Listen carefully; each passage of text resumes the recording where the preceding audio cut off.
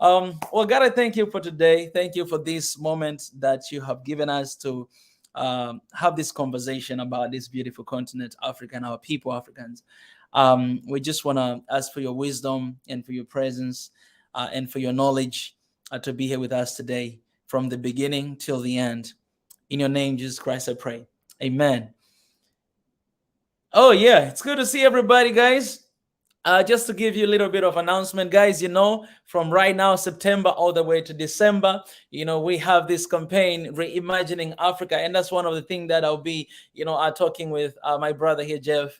I'm very excited about that. So, be part of it and, come and learn, come and grow. That's the most important thing that we need.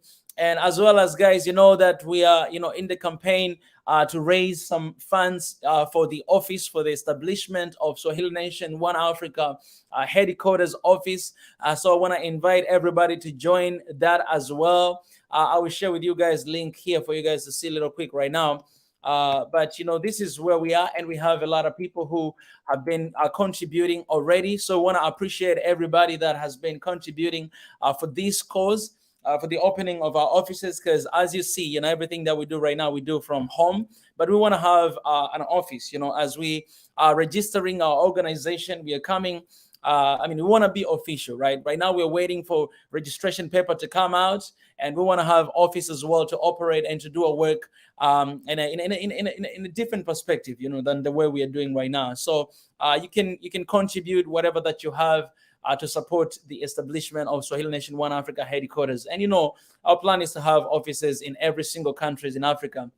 But for now, we want to have the headquarters here in Tanzania, Dar es Salaam. So help us out. The link is in the comment section. Just hit that up and it will lead you direct. One of the things that why we need office is because there's a lot of people who wants to partner with us, wants to work with us. But you can't really have office. You cannot really have business going on or what we do. We really need office. We really need to go public.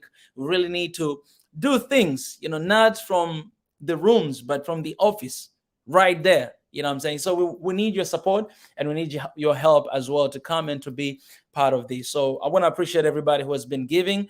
We have our brother Big E, the voice, yesterday just donated €25 right there. So for the rest of you guys, if you haven't participated yet, please do. If you cannot, you can also just share this link with your friends and somebody else. Maybe someone will donate and all this stuff. So I really appreciate it. I'll be showing this page as we continue with this conversation. Well, it's good to see everybody here, guys. Jeff is already here, so in 0 seconds I'll put him through. Thank you, Mika. Jeff is the best of the best when it comes to Africa. Oh yeah, come on, man. Somebody's talking. Hi, brother Mika and Jeff. It's good to see you guys. Keep fighting for the truth, Mika and Jeff. Africa needs you. Appreciate you guys. All right, so without wasting time, I gotta put my brother here. Ladies and gentlemen, Jeff Pearce is right here. I wore my Ethiopian shirt for you, man. I wore my shirt for you because I knew you were a t-shirt guy. I have to wear a good t-shirt. Yeah. I have to apologize to you straight up off the top because when we met in person ages ago, I can't remember whether it was December or January. I am in Ethiopia. I'm at the Arts TV studio. We're putting together a piece. I think it might have been on TimCat. And I am sick as a dog.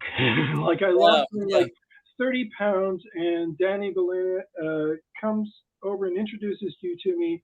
And I barely recognize you. I'm out of my head. I'm doped up on whatever I can get to help my stomach. Because my heart may be Ethiopian and African, but my stomach is stubbornly Canadian. And you can even see in the clip you use for the promo, it's like you go to hug me, and I hug you. But I'm like, good brains, zombie with brains. Like I'm just out of it, and I have felt bad about that ever since. And when I tried to find you to go out for dinner or something, you were gone. I don't know where you were, but I couldn't track you down. And so I owe you a huge apology for that, man. Like I was just so out of it, sick as a dog. No, not at all, not at all. One thing that I realized, when I was, I saw you that day for the first time, and I was really excited. But also, I saw how tired you were, and you were sick as well. Even the CEO of RSTP, he was telling me that. But then later on, I came to realize that after I finished my mission, because I was there for like 2 months and something, then I realized, oh, that's why Jeff was really tired. Because think about Ethiopia, when you're there, you just want to do something, you know what I'm saying? And you just get tired, you can't even sleep sometimes because there's a lot of things to do, a lot of people to meet. And so at the end of the day, I truly understood you. And I was like, wow, so this is Ethiopia. We didn't get a chance to talk in person for any length of time. And it sucked because I went, and you can see me in your promo. I'm just like, it's like it's ridiculous. So I remember we said we're gonna have dinner, but then I left. I went to another city, and it didn't happen. You've been seeing other historians, Mika. It's just not fair. There's always the next time. Yeah, you just jilt me for other historians. I know how it works. I'm just. So anyway, I'm here. Well, Jeff, I really appreciate you as well again for accepting, this invitation to have this conversation again. Our people, they're always really, they want this to happen as much as possible, as many times as possible. So I always appreciate when you come here and to share your knowledge with us, because knowledge is power, right? And I know you're busy, you have a lot of stuff. You just woke up not so long ago, but I appreciate for that commitment and for just coming here. Yeah, fantastic. Glad to be here. Always glad to be on your show, man. Always. Appreciate. The first thing that I want us to start with today, to start talking about, for those who don't know Jeff, guys, we had the first conversation I had with Jeff. You can go and watch that and you get to understand who is Jeff. But even through this session and this conversation, I think you get to understand more. But the first question that I want to ask, and I think me and you, we had a conversation about this. So hopefully maybe, one day in the future we'll get some time. But I want to talk about your book that you released just recently. And I want to put here on the gifts of Africa.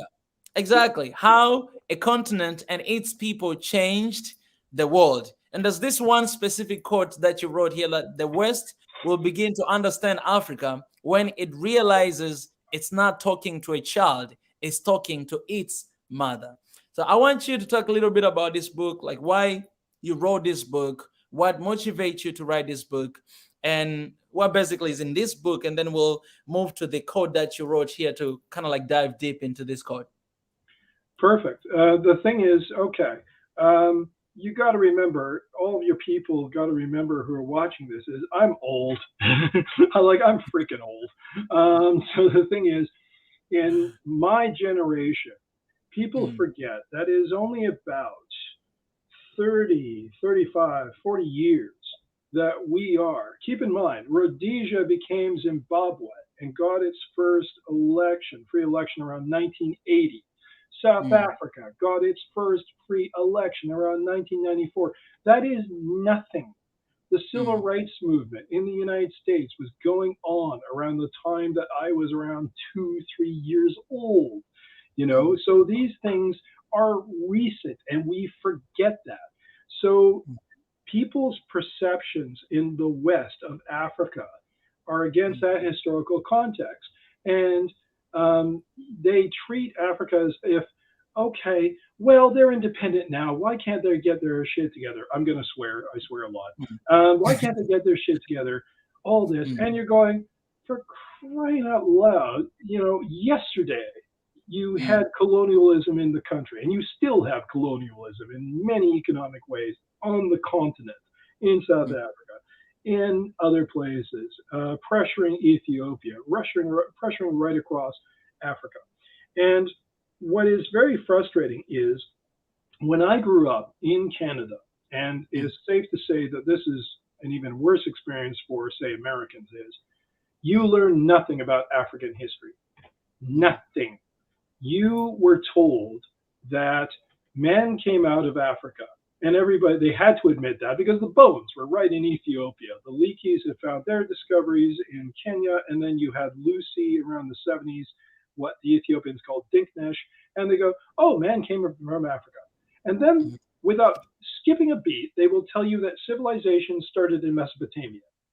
And I'm a little kid, and I'm going, well, what the hell happened between? And why would you leave this wonderful continent where all the groceries are, where you have all the nice shade of, like, the trees, and you got all these commodities, and why would you go all the way up to Mesopotamia, to what is modern day Iraq, which I have seen in person, which, is scrub mountains and it's severe landscape, and you want to start civilization there? And of course, they couldn't answer it because they didn't know, because nobody was talking about the great African civilizations. They would throw in Egypt, and they wouldn't talk about the Nubians. And they treat Egypt like Egypt is part of the Middle East, like somehow, as another scholar, Basil Davidson, once joked, as if Egypt broke off from Africa and sort of drifted towards the Levant, and like left Africa behind. And it's ridiculous. So the thing is, you never got anything about African history. You never learned about the Nubians. You never learned about ancient Ethiopia in terms of the Axumites. You never learned about the Xhosa. You never learned about the Ashanti. And so writers write the books they want to read. Yeah. And I became fascinated. Now, I'm not the first person to do this. There have been people like, again, the British scholar, I believe he's British, Basil Davidson, who wrote some wonderful books on Africa, but most of them are out of print. And if you go into a bookshop in, say, Waterstones in the UK, if you go to Barnes and Noble in America, if you go to Indigo in Toronto, you will barely find a single book which is not war, famine, disease, corruption. You don't find anything positive about Africa. You have maybe my book and another wonderful book called The Bright Continent by, hopefully I've remembered her name properly, Dayo Alapade. And that's it. What do you got? And so the thing is, I was moved to write this because the other thing, too, is whenever they talk about Africa, they talk about in the parade of honorable mentions. They'll say, Africa had this in the 1700s. Africa had this. Well, what the hell is that? That's you patting people on the head going, oh, how nice. You had like some signs of civilization. No, you have a rich intellectual legacy that goes from dot all the way to the modern age. And if you want to break in, but I'm going to go on a full rant here unless you stop me, because I got to rattle these things off. You had Augustine, St. Augustine of Hippo, who everybody knows from Christianity. Augustine was an African. He thought of himself as an African. He was from Numidia. He called himself an African. And what's more, the whole way that the Western Christian church is organized has to do with this man being involved in a schism of what were called Donatists in Northern Africa. The very reason why he wrote one of the most famous books in literature, The Confessions, is because he was addressing his critics and those who opposed what is now the Catholic Church in its certain form. That's an African event. Why don't we celebrate? That's African literature. Ibn Khaldun, who there's a statue of in Tunisia, is the father of historiography and sociology. He is African. We don't talk about the fact that Benin City had public street lamps in the 1600s. We don't talk about the fact that East Africa, we know for a fact that was being done in Somalia, was inoculating against smallpox, centuries probably before Western man, before Joseph Lister. We don't talk about the fact that you had Zara Yacob, who was an Ethiopian philosopher, who came up with ideas similar to Descartes. We don't talk about the fact that one of the successful Caesarean sections, the operation, which had women surviving with their kid, were first done as early as the 1800s in Uganda. Why don't we talk about that? We don't talk about these achievements.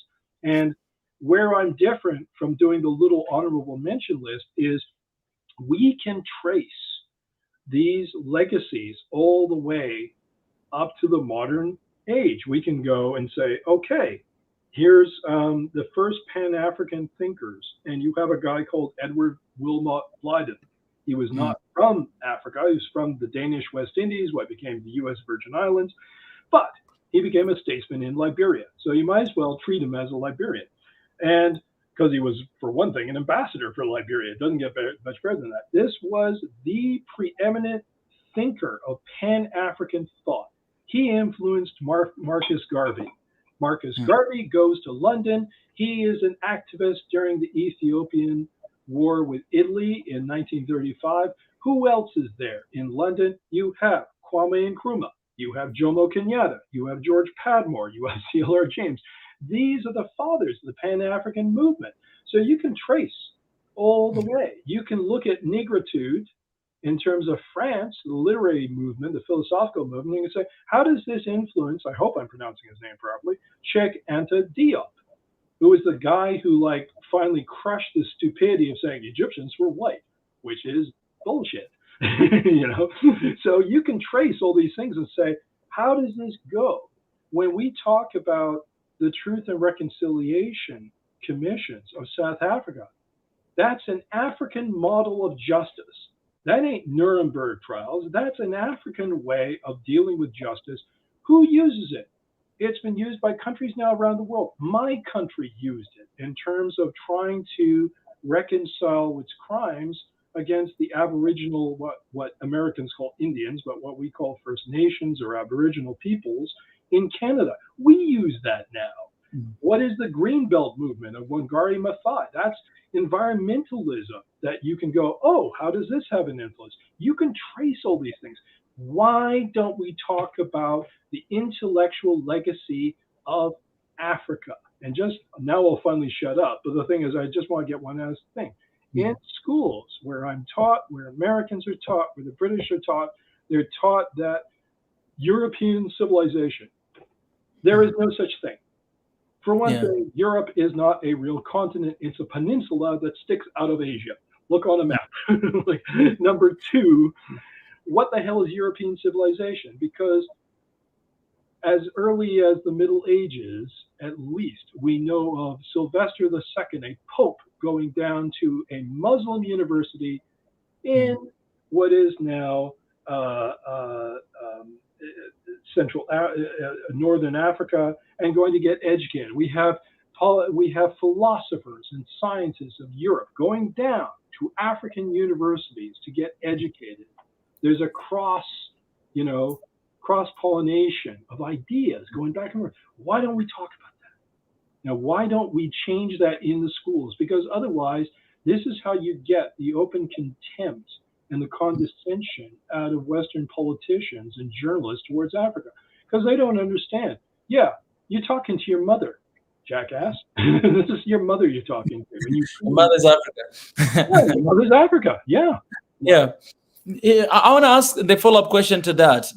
Why do you think that's the case? Why do you think for so many years, thousands and hundreds of years, these facts or truth they're not being told and even being changed, right? Right now we have this campaign of reimagining Africa. It's because of all the lies that sometimes we see, all the time we see, even in the history, when it comes about the truth about Africa. Why do you think the world is trying so hard to cover this truth?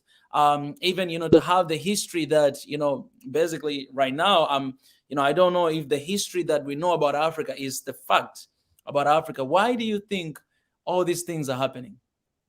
I have looked at this different ways, and even going back to August of 2021, somebody asked in the context of what was happening to Ethiopia, they said, why are they doing this to us? Why are they ganging up on this? And without missing a beat, before I was barely thinking it, I had to get it out. I said, because you're black. Yeah. I didn't miss a beat. And the thing is, I've looked at this every which way, and I can't get away from what is the simplest explanation is they really don't want black people running their own countries. There is no other explanation you can look to. Everything else is an excuse, is a rationalization. look at the response over it's not my fight to fight, because we don't have this kind of bullshit, not yet anyway, up in Canada. We have marginalizations of peoples of color and people not thinking it through, but we don't have an all out assault on the idea of critical race theory yet, as in schools, which comes down to literally banning books, for Christ's sake. And it's insane. And critical race theory is not a new theory.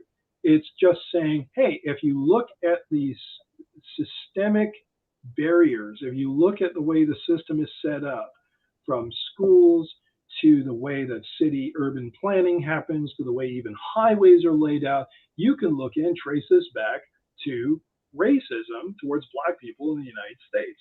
And you can. I've read the articles. I'm like, yep, this is pretty damn convincing. Even the electoral system, on and on it goes.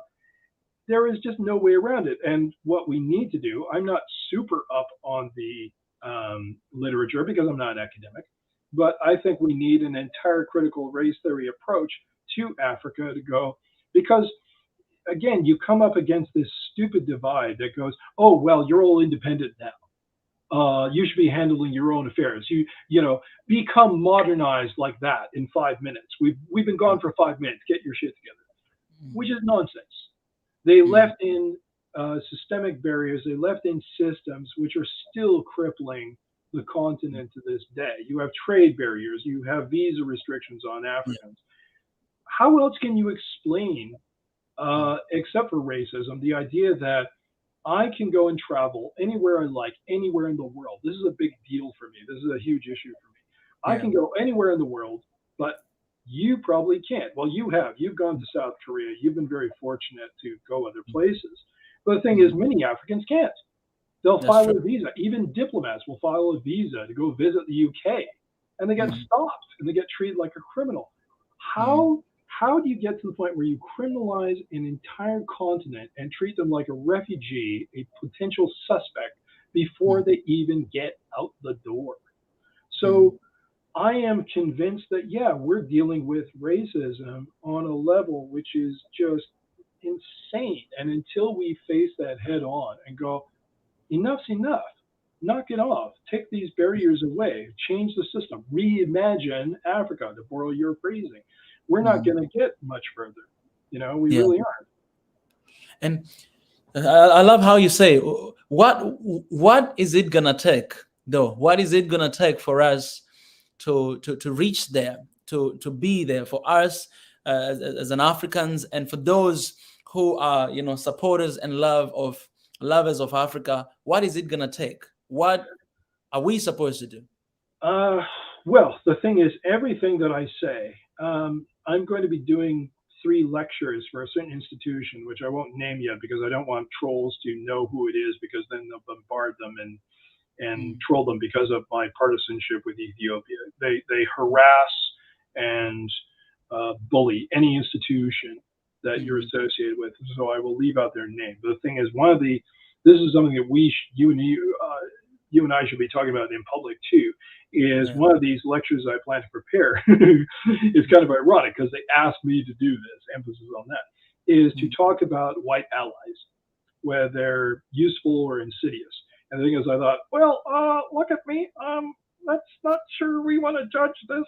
And they said, no, as long as, you keep it objective, blah, blah, blah. And so if I give advice, it's because somebody asks. And even then, I put out the ideas and say, okay, you can take this or leave this. From my perspective, and at my ripe old age of closing in on 60, no people ever gains their freedom by asking for it. You have to demand it. You have to say, give it to us now. A little while ago, Japan made a SOP, and no offense to the Japanese prime minister, but it was very clear what he was doing. He was saying, well, we should right the wrongs, and I'm paraphrasing, we should give Africa a seat at the Security Council of the United Nations. Yeah. Well, why not 3, mother? Why not 3? You got 2 at least for Europe, 3 if we count Russia, because Russia is in both Europe and Asia. The U.S. votes with, the U.K. and France, and pretty much has its grip on it. So why not 3? Because 1 would come under influence. And what's more, where the hell have you been? Why haven't you given this already? So I think we got to step up and demand. This is why your movement, this is why what I'm trying to do in terms of what I'm calling for now the Family of Africa movement is so important to empower, to give the opportunity and platforms for other Africans to step up and say, no, you don't. About freaking time. Give it to us now. What the hell do you think you're doing with this trade deal and this trade deal and this trade deal? I think we have to have on the level of a civil rights movement that is continent wide. Really, I don't agree with Gandhi's nonviolence tactics. I can't go that far, but I am fascinated. I'm busy tunneling my way through a 2-volume biography. Again, I was a Gandhi fan back when I was in my high school years. And what fascinates me less than his nonviolent tactics, which is the notion of creating such a base of support for what is not a political movement, but a movement of moral suasion, of moral justification, a social movement, which is what you and I are both trying to do in our respective ways. We're not looking to say, okay, this is Marxist, this is capitalist. I don't think that's what you're about. That sure as hell ain't what I'm about. We just want to see justice done to the continent. We want to see the continent develop the way Africans want it to develop. Yeah. If we talk about, if you talk to a white person or a so-called white ally about reimagining Africa, what I worried about, I can't go. I can only go by my assumptions. But I bet you anything, they either want something which is a clone of Western society, because that's the way they think, or they want something which is some kind of retroactive nostalgia. They haven't stopped to think, okay, well, what did the Africans want? How about you ask them? Why don't you ask them first? Exactly. I mean, let me turn it around and say, when you are working with white allies, what are you looking for? What attitude do you want them to have when they work with you and other Africans? What do you look for in terms of their attitude? I'm putting the question to you because I'm very interested. To me. Yeah, we always talk about this, that when you're talking about allies, you're talking about like 50-50. All right, like it should be. There's one concept. One day maybe I'll prepare a session and I will invite like a couple people. We have this one guy. His name is Max, and he has this amazing movement. He's talking about eco trade, and he's actually collaborating because like we want to have eco trade when it comes to Africa and Europe and other Western countries and even Asia. That's something that is not happening right now. So when I talk about allies, it's something that it needs. There need to be mutual respect between two different sides. There's need to be understanding, of course, collaboration 50-50%, both because we provide something, you provide something, right? But what we have right now and what is going on is not what we are imagining. It's not what we say. Like for so long, we've seen people taking advantage of the continent and everything. And there's so many factors, to that. But I think it's the time. The time is now, as you say, to actually demand. We want an eco trade, to demand, those like 50-50 percentage, to demand that with everything we got, because I think, they're holding the dagger like on the other side, and we're holding the other side as well. So it's the time for us to step up, us and the leaders of Africa, and with one voice, like one Africa, to demand that. And I think it's something that it can definitely happen when we come together and do that. And these are very complicated questions. I'm not going to pretend they aren't. I mean, I picked up this. I haven't gotten through it very, very deeply yet, but he mentions in his book, because it came out in like 2021, he mentions telemedicine, which I think was a kind of scheme that started in Ethiopia and was picked up by other African countries. And so if you got the Zoom link, you can go call up a doctor in India. I hope I'm framing it properly, and get medicine. Well, the problem with that is okay, the minute you become reliant on a foreign country to provide these medical professionals, what are you doing about shoring up your own infrastructure of medical doctors and hospitals in your country itself? And having visited Ethiopian hospitals in some major places, that was before the TPLF destroyed them, they were amazing. They were amazing. You could go to the Desi hospital, and it was state of the art. It's fantastic. It's just you need more. And I can't speak for how the situation is across the rest of Africa. But the thing is, you desperately need that kind of investment in infrastructure. And these are hard questions to grapple with. So we can't look at them and say, well, we're going to look at this strictly from a Marxist socio. No, thank you. Let's get a whole bunch of big brains and get them united and go, this is what we all, consensus of what we all want. And then let's go to the outside world and say, this is what we're putting on the table. This is what we want. This is why I want to see three, if we can get it, 3 seats on the damn permanent seats on the general, on the Security Council of the UN. And I think that author makes mention, quotes Malcolm X and says, well, just because you get a seat at the table doesn't mean you'll dine. Yeah, you gotta start somewhere. You gotta get into those power structures to move the process along. And Africa has been shoved out of the process for so long. It's just, I can't imagine how frustrating it is to be a person in your country or in other countries and go, do they give a damn at all? Do they give a damn at all ever? It must be infuriating. So. Not at all. Yeah. So talking about that, Jeff, let's talk a little bit about Family of Africa. This is something, it's a movement that, you're planning and you're organizing. It's something really beautiful, because you've already shared with me.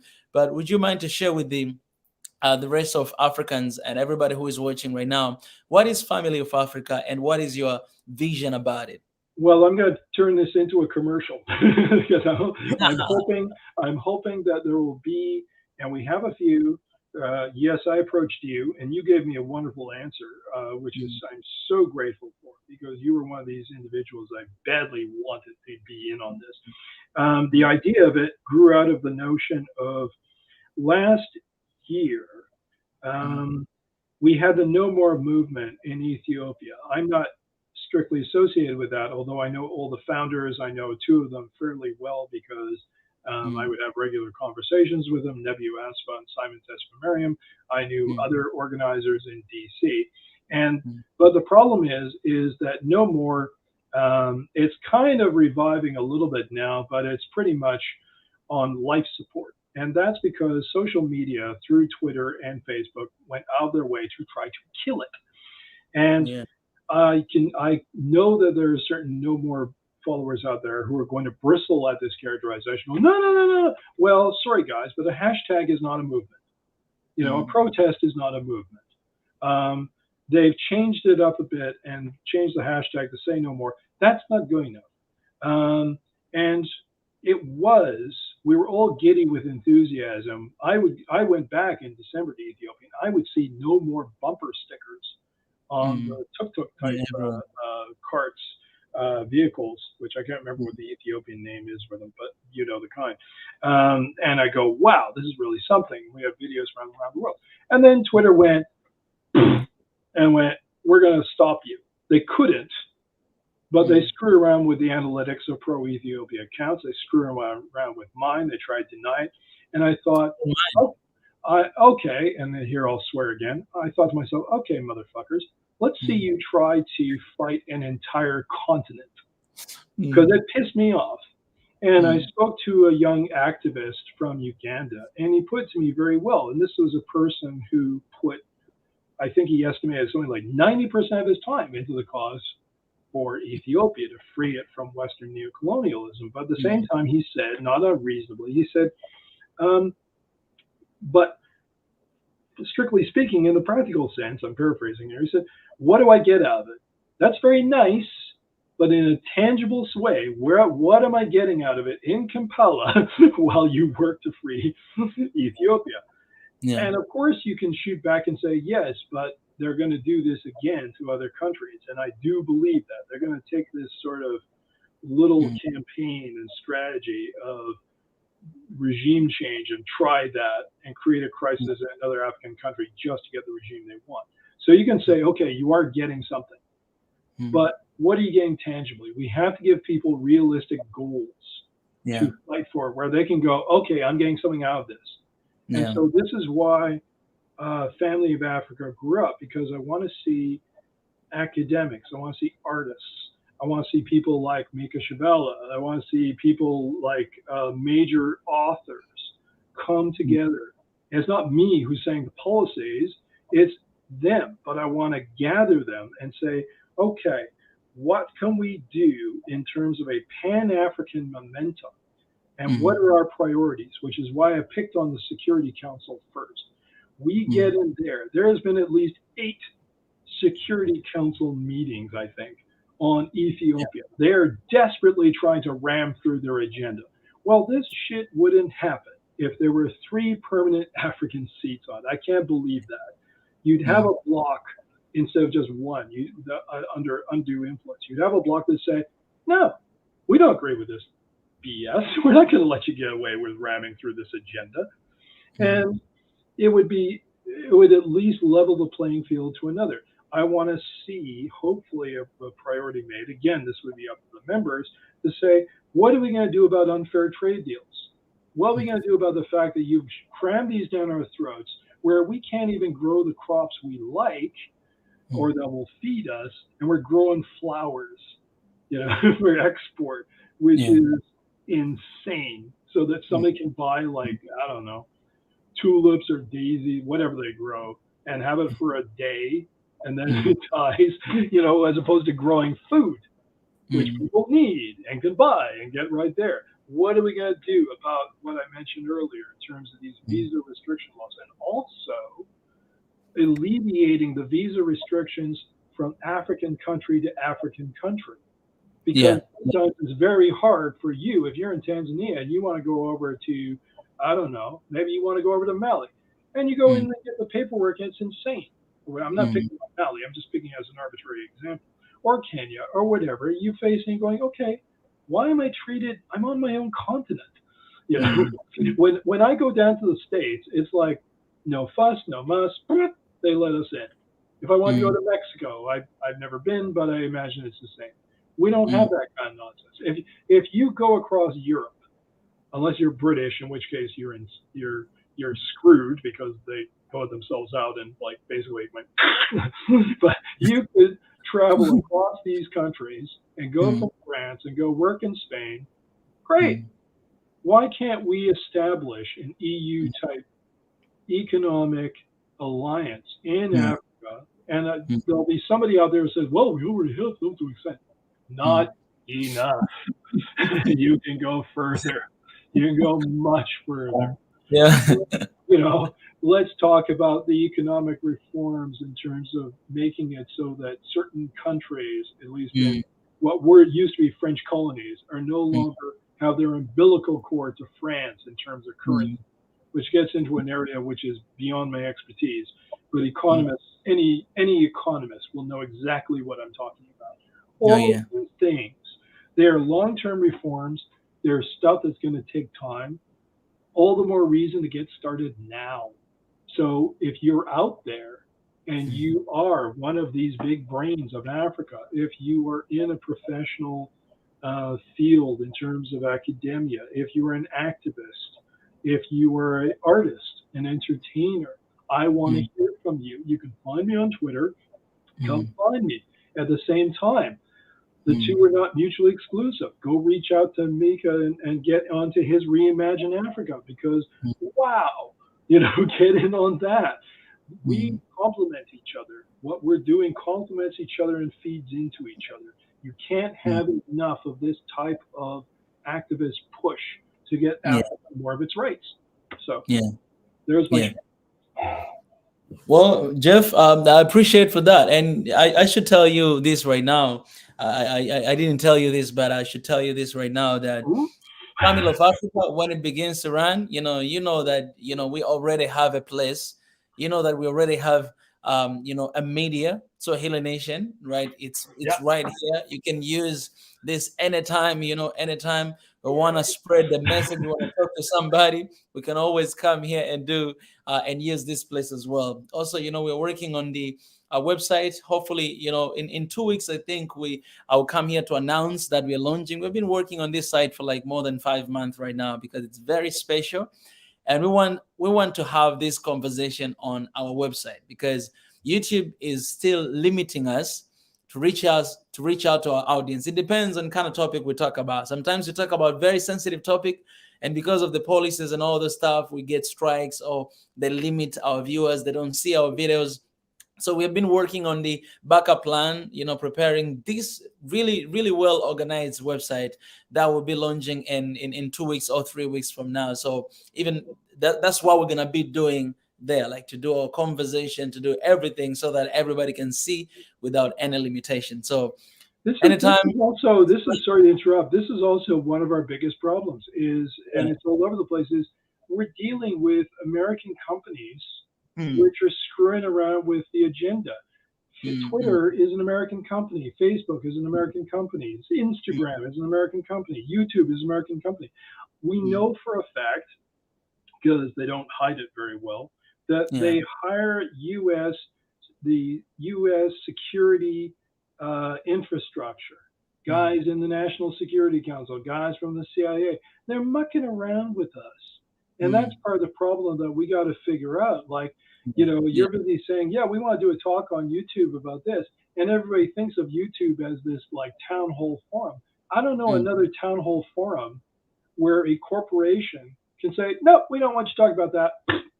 And they're not accountable. Who the hell are they accountable for? American legislators? Like, what the crap? We got to figure out a way around that. And the fact that I have to say that, I am not a radical by nature person. I'm pretty much a centrist, middle of the road liberal, trying to be a less useless progressive liberal.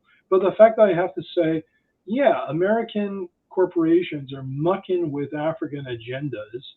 It's not in a reasonable statement. It's not a revolutionary statement. It's a fact.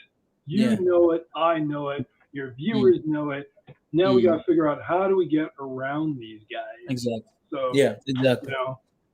Exactly. And it's a good thing because we realized that from the very beginning, as we were sharing, our Twitter account, they were limited. There was a time even my Instagram, it was kind of stopped, and YouTube as well. So we decided that we want to take this message to another level, right? We want to be able to talk about this with our people openly. So we need to create a platform where we can do that. So we've been working on the website. We're going to launch a website, but also we have a plan to work on the application as well. So hopefully next year, the year to come, we'll have that and we'll be able to do our stuff there. Everything that we can, organizations, everything. So Jeff, you're my African brother, so this is your platform. You can always use this. You know what I'm saying? I love that. And like I said, you got enough energy to light up a room. I'm getting old. So the thing is, we gotta look to you. We gotta look to you, the younger generation, to grab this and take it. So. Exactly. And that's why I want to take everything from you. You know what I'm saying? Like I want to take that stick. That stick. You're Pan-Africanist, man. You're Pan-Africanist. This is the challenge to a lot of Africans there. That man, this is the time. It hurts me all the time when I see my brothers and sisters, some of them that do not care about anything that is happening. Do not even give a time to it. If you ask them what is going on in your country, they don't even know what is going on in the country. It always like hurt me that this is your home, this is your house. There's a lot of things are happening, and you don't know anything that is going on. I think it's the time to to be challenged and to be inspired as well, right? Well, it's even more frustrating for me because the thing is, I gotta treat this with. I got to be careful here because the thing is, you need to stay humble, and without humility, there is no curiosity. I'm going to keep saying that until it becomes a damn meme, because I want to be. Because it's true. There is no curiosity without humility. You don't learn anything by thinking that you know everything. And the problem is that especially regarding Ethiopia, but even to an extent on other African issues, there are not enough white allies, and it is infuriating to me because we've got to educate white people as well about this stuff, because they can't even think through in terms of self-interest, in terms of, hey, dummies, this is where all the groceries are. You know that climate change thing? Where do you think we're going to get the food from, like in 30 years or so, when the planet's boiling? Where do you think? And of course, it's going to affect parts of Africa devastated as well. But the thing is, where is the last hope of changing it? Who are coming up with architectural designs that actually use the environment and can work with climate so they're so much better and easier to live in, and you can have like virtual air conditioning in the way that they put it, so you don't have to have big, heavy like air conditioners. I've seen them. When are we going to wake up to that? But the thing is, there's not enough whites participating in a useful, constructive way who defer to Africans who say, you're the boss. Tell us what you need. Tell us what you want us to do. That's the other problem is white people come in and they go, well, you should do this, this, and this. No, dumbasses. They know their country. They know what they need. Why don't you shut up and listen and then help them that way? But the problem is we don't even have those people stepping up and wanting to work and cooperate with you.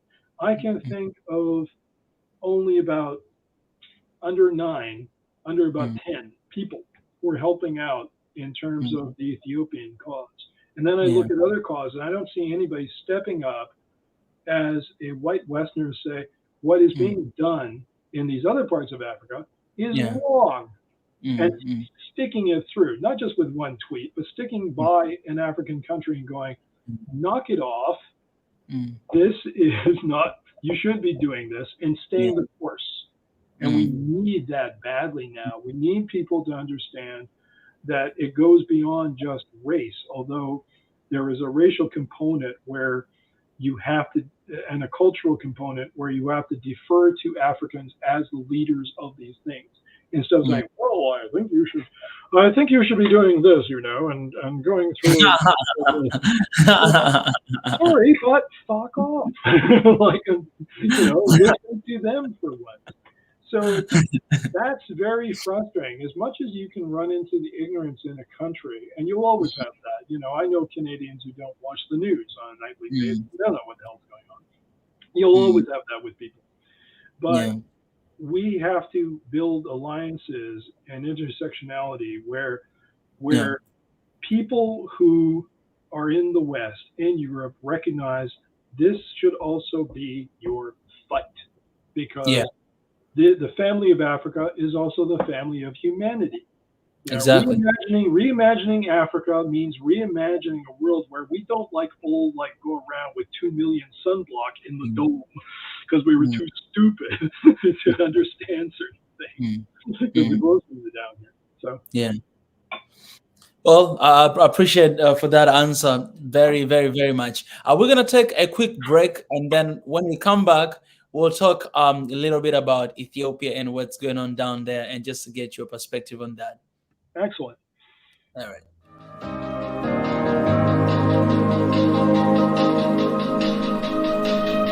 So Africa, a place where poverty and pandemic diseases are originated, the least wealthy continent per capita, the land where the only things to be found are animals, corrupted leaders, poor kids, dirty water and civil wars, people who are in need for help, donations and support, aka the NGO's motherland. For others, honestly, Africa is just a very hot, dark and sad place everyone wishes to escape one day.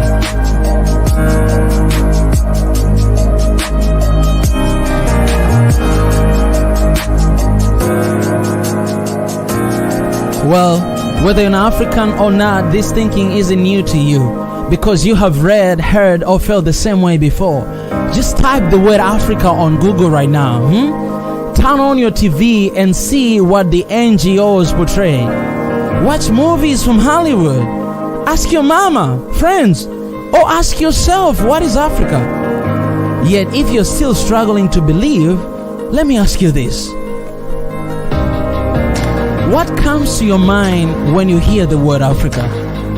Tell me the first thought that comes to your mind right now. Honestly, tell me right now.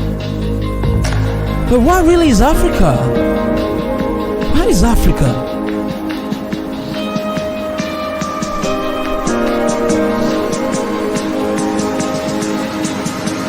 Listen, there are many theories about the name, but one that is close to the truth is Al-Kebulan. This name translates to Mother of Mankind, or according to other sources, the Garden of Eden, the place where love, peace, and unity dwells.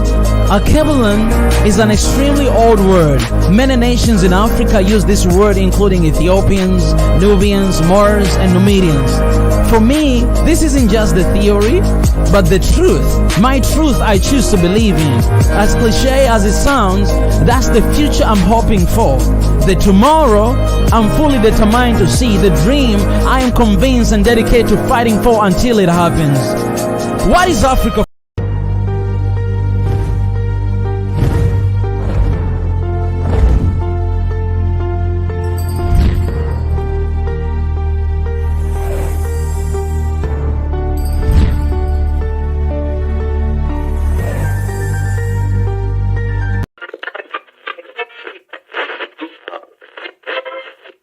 So the lie began from the very beginning of time, right? And I can ask you one question right now. What does history tell us you about Africa? Who discovered Africa? If you write right now on Google who discovered Africa, you find out that is one white man that he came and discovered Africa. And you can ask yourself that how can you discover a place that already exists? How can you discover a place that people already live in that place? It is impossible, but that's what the history tells us. That's what people believe about Africa, that it was discovered by a white man. This guy, he came, and then he went back, he gave a report, and then the next we know is colonialism, because those guys, they sat somewhere to divide Africa like a piece of cake, because they discovered it, they own it, it belonged to them. But that is us. We discovered, we're the first people to know. And today you have a lot of people around the world that they think that Africa was discovered by them.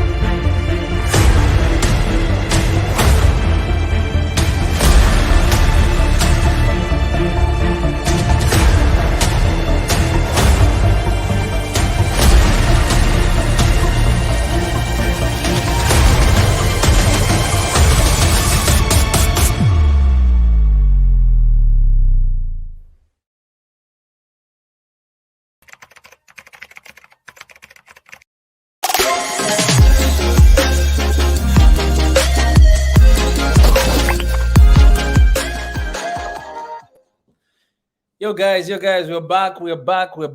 I'm back here with my brother Jeff. He's right here with us. I want to invite everybody in the comment section right now. Please, for any question, if you have any question to Jeff, I want to give you guys an opportunity to drop those questions in the comment section, and I'll ask him after this conversation that we're going to have right now. You have heard a couple of things that we talked about.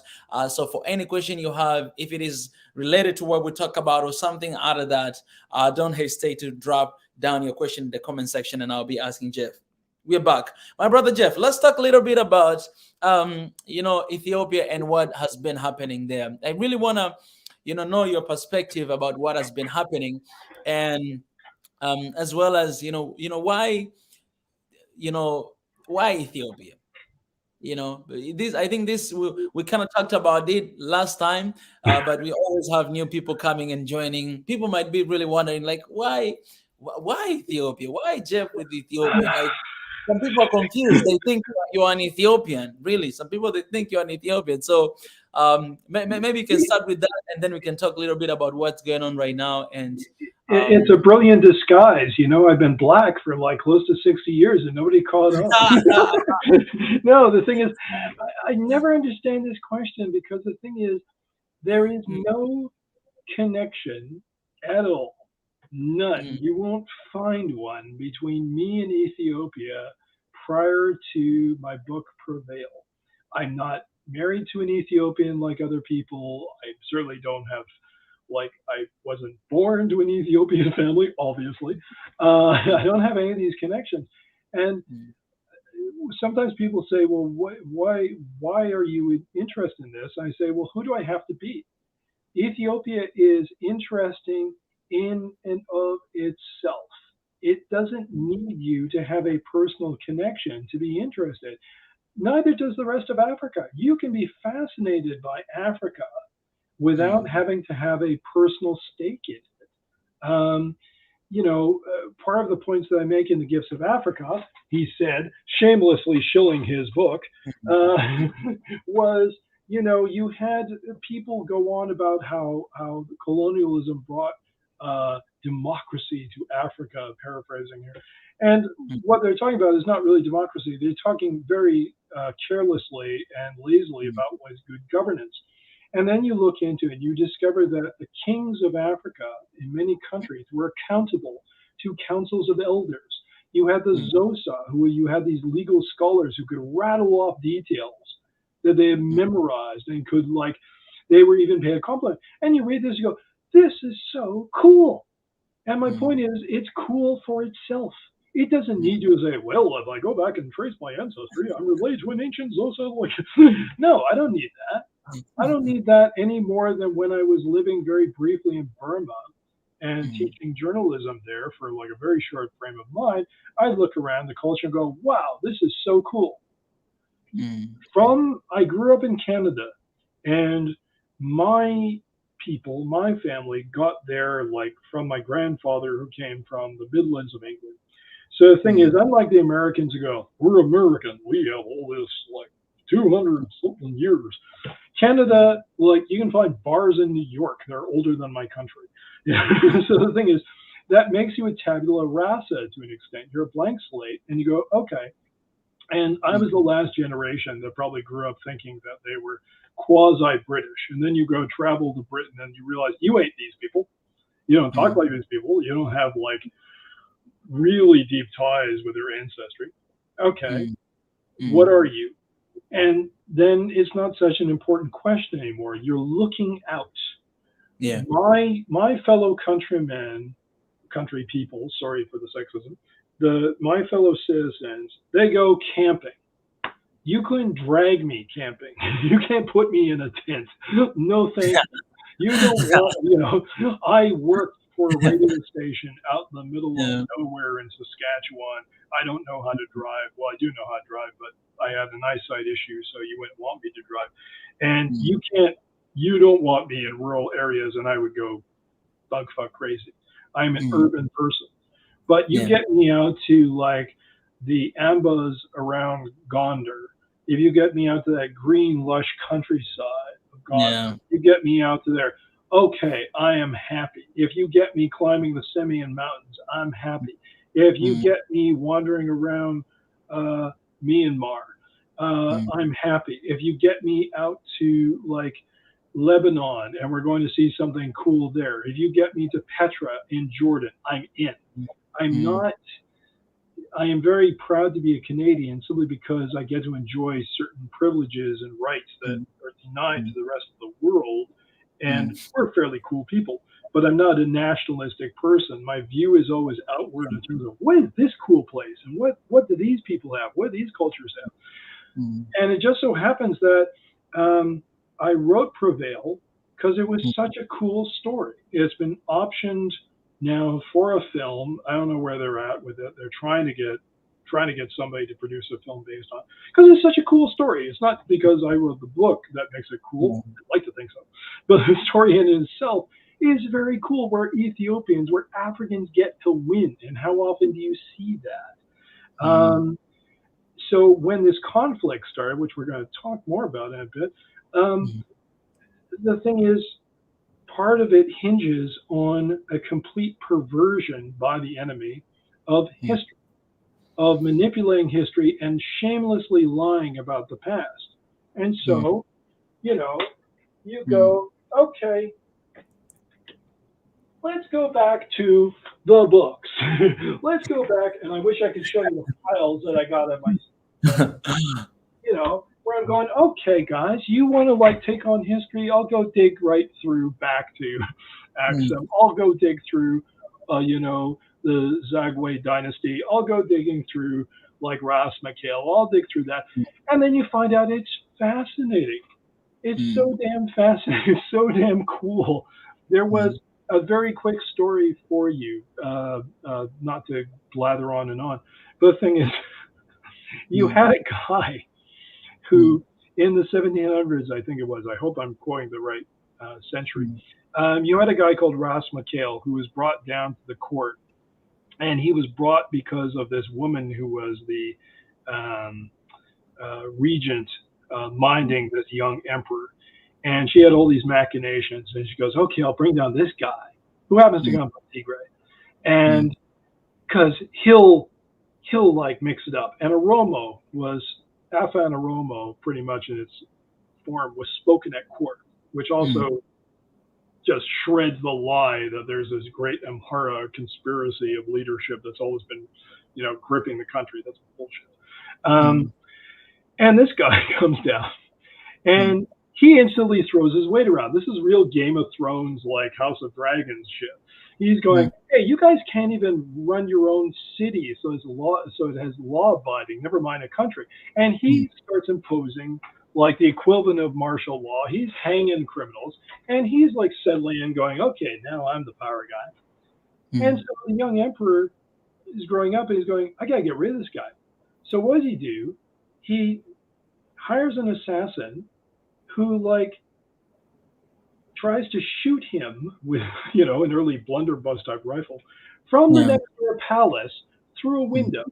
Now, not to be rude about it or insensitive, but the term little people hasn't been invented yet. So the text refers to a dwarf fanning Ras Mikhail. And so the assassin shoots him, hits the dwarf, and the dwarf is going, this guy's going, and he can see the assassin through the window. And he's going, Emperor's trying to kill me. And he's got to go off to battle. And he sends a note to the emperor basically saying, I expect the emperor to join me at the battlefield. And the emperor is like a Simpsons character going, well, I really am kind of busy right now. I don't want to come to the front. No, I expect you to visit me. Guy does it. Mikhail goes back to the palace, poisons the guy, and then sets up another guy who's this old man who just wants to be in a monastery. And the guy's going, but I'll make you emperor. I don't want to be emperor, but you can have like, you can be the hero of these great battles. I don't want to be the emperor. I'll get you lots of women. Well, I'm close to 70. I'm really old. I don't really have time. So he poisons that guy. Like, this is, you can't make this stuff up. And all of that is just one episode in their history, which is just fascinating. You're looking at this going, wow.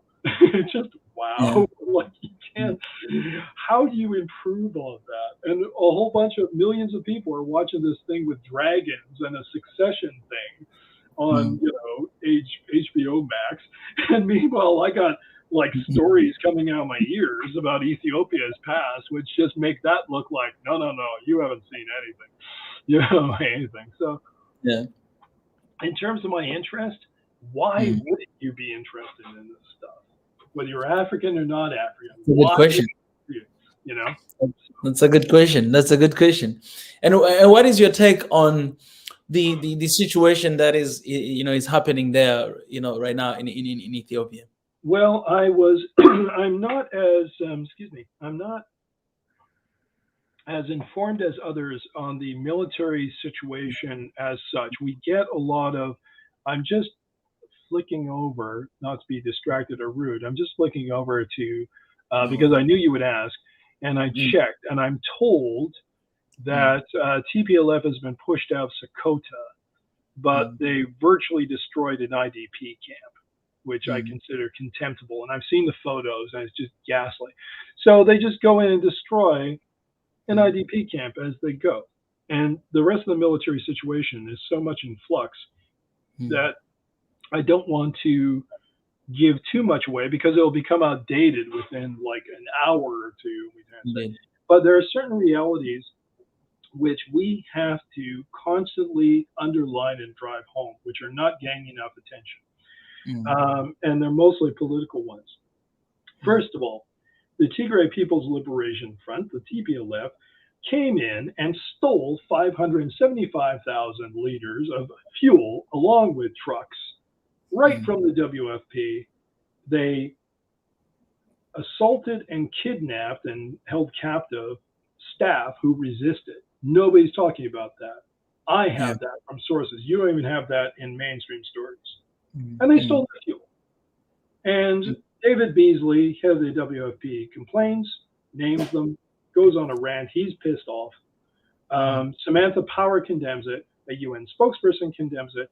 The United States government has condemned it, although they're very cautious in terms of how they couch the names sometimes.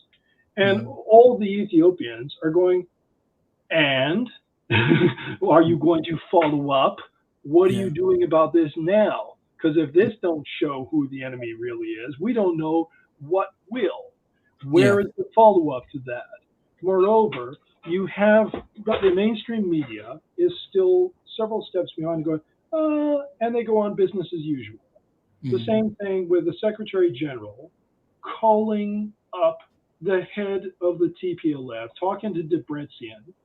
This is unprecedented. You see this in a story by Reuters and AP, and they just gloss over it saying, well, he spoke to Abe and then he spoke to Debretsion. The two are not equivalent. One is the elected prime minister of the country, the head of a government. However you feel about Abe, and I'm very carefully agnostic about Abe. I'm not pro-Abe. I'm not anti-Abe. But he was elected in a free and fair election last year. And you were writing up in the story and putting a false equivalency and saying, and then he told Debretsion. What the fuck? You know, what are you doing? No Secretary General in history, to the best of my knowledge, or find me an example, has ever called up the head of a terrorist organization and treated them as the equivalent of a government. You don't find that with ISIS. You don't find that with Boko Haram. You didn't find it with the IRA.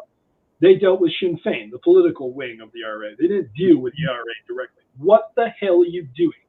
And even a notable activist on our side tried to minimize my story on this. Well, I don't think it's a very big story. Well, that person is a friggin' idiot because they don't understand the ramifications of what this means in terms of a UN Secretary General reaching out and talking to the head of a terrorist organization, legitimizing him that way. You have that. And so we have these things, we have these concerns which we want addressed. The mainstream media is trying to treat it as business as usual. When in fact, they are still a step behind in terms of what's even changing in terms of, say, U.S. policy. The U.S.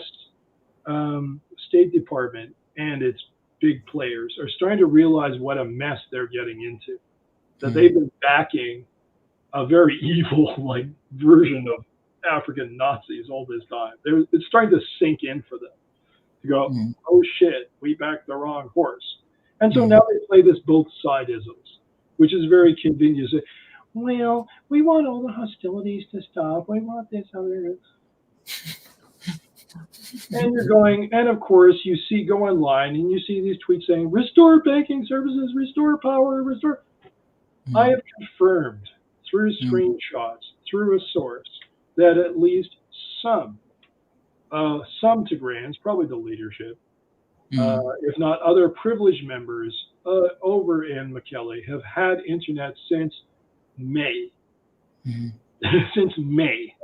And don't give me this crap that you can't do banking, because the thing is, the aid organizations, it's even in their own paperwork, are bringing in shipments of notes of Ethiopia. Don't tell me they're under siege because they're still getting food from aid. Those aid trucks pass by the Afars who are going, excuse us, we got thousands of IDPs. You know, would you like to give us some food? Would you like to give us some aid? And they're going, and stop using our region as like a battlefield and picking on us. I've been to their camps. I was in an IDP camp of 60,000 people in Afar and saw how they're suffering. So the situation, what you're seeing is the mainstream media still carrying the water for TPLF to the point where they're even recycling stories from about a year ago. Martin Plaut is doing this. All of the major players are doing it, and Alex DeWall keeps churning out BS. They're all churning out old stories because they don't have anything new to say, so they have to go with the old nonsense. Nama El Bahir, we heard, is supposed to, or CNN at least, is supposed to come out with another atrocity story soon. That can't be coincidence because, of course, the Security Council is meeting again on Ethiopia because they won't let this go. But they want to. The U.S. government desperately wants to get Ethiopia off its plate. Why? Because white people are dying in Ukraine. You know, let's forget about the Africans. Let's get back to the pretty, blonde, blue-eyed white people in Ukraine. And I'm with the people of Ukraine. I stand with the people of Ukraine. But quite frankly, Ukraine doesn't need me at the moment. You know, people with conscience are needed helping Ethiopia. So that's sort of the situation. I wish I could give you more of a military breakdown, but quite frankly, I do believe that it was a lot. It was, you know. So. No, that's more than enough, my brother. So I'm just gonna jump to the questions that we have it here. By the way, you know, it seems like you're living in the library. Yeah, I have a book buying problem. This is just the downstairs. The upstairs is kind of scary too. Yeah. But yeah, and plus I got my closet full of some, not this, that's a wardrobe, but there's a closet near me, the more, and I have a book buying problem. So it's an addiction. Yeah. Hey, we have a lot of questions here, so I'm just gonna try to. We can move as quick as we can. We have got like 40 minutes to go through these questions, so I'll try to go through one after another one. There's a lot of questions. I appreciate you guys for dropping your questions here. Let me start with the very first one from the architect. All right, the architect, my brother Reed. He says, "What do you think the West's next move is to contain Africa?" They're doing it. They're doing it now. If they can bully Ethiopia, which is impossible, because Ethiopians, we ain't gonna allow that. Yeah, they're not gonna allow that. And then the fact of the matter is, for instance, people know there is so much nonsense written about Wakayat. There's even this geographer who has blown his credibility by pulling out a whole bunch of maps claiming Wakayat is Western Tigray. It's nonsensical because, of course, they're maps made by white guys. And just yesterday, Sheba Tekest, who is as an amazing activist, journalist in her own right, found another source book which clearly points out that Wakayat has been part of the Amhara region for ages. It's only in 1994 that it got annexed into Tigray by the TPLF. And if Ethiopians are not going to let them have Wakayat, forget it. And it doesn't matter, with all due respect to the government, because people are speculating on what the Ethiopian government might do, blah, blah. I'm not want to get into that. The fact of the matter is Ethiopians are united in terms of, when it comes down to it, whatever peccadillos and internal issues they have about leadership, about I think this way, I think that way, they always come together to go, hey, somebody's coming for our shit. No, no, they come together and they kick ass, which is amazing. And they're doing it again. They'll do it again. So exactly. And we ain't gonna let that happen. You know, we're gonna stand, with Ethiopia, with Africa, to make sure that all those things are happening. The next question. This next question is very important. Even when you see in the comment section, this question is coming from Max Coffee. All right, this is the guy I was talking about with you, Jeff Area, the founder of Africa in Motion and Share. The organization that is fighting for eco trade. Africa, Europe, connecting basically the whole entire world with all youth to fight for the eco trade. And surprisingly, this is a surprise, I have my brother Max right here in the session right now. So I'm gonna put him through to talk to us and also to ask his question and to share a little bit about that as well, just to get a little bit picture of Share Africa in Motion. My brother, welcome to the show. Yeah, thank you very much. Hey, Jeff. What a surprise. In answer to your question, though, I mean, except for friendships, like if you're talking about family connections, no, I don't have any connections by family or anything with Africans, aside from friends, aside from people with, say, ECNIS, or I deal with people in APAC. I deal with certain individuals in Washington, D.C. and Colorado. And yes. LA, but the thing is, no, there's no personal connection for me. Okay, right. It'd be nice, but Yes, but that's exactly what I was asking about. Actually, it's not having deeply connections, but having a network. Because first of all, thank you for being here. I am Max Kofi. I will tell about what I'm doing, but the reason why I'm happy to be here is to meet with you, Jeff. Because basically my work is to connect people, and I'm looking for allies. We need to be together to change this system. So that's why I'm asking you, if you have connections. So any African guy you meet in LA or anywhere in the world, just tell him about us and ask him to contact us so that we can get him involved in the movement. But also you yourself, I would really appreciate if we could have later on a conversation, because we are trying to mobilize people not only in Africa, because that is fine and it's easier for us, but we need to have allies in Europe, in the United States. It's very important to do this together, because we can then create a kind of crossfire effect that will be like unresistible when we will start really advocacy for change. So I'm happy to be here and happy to meet you.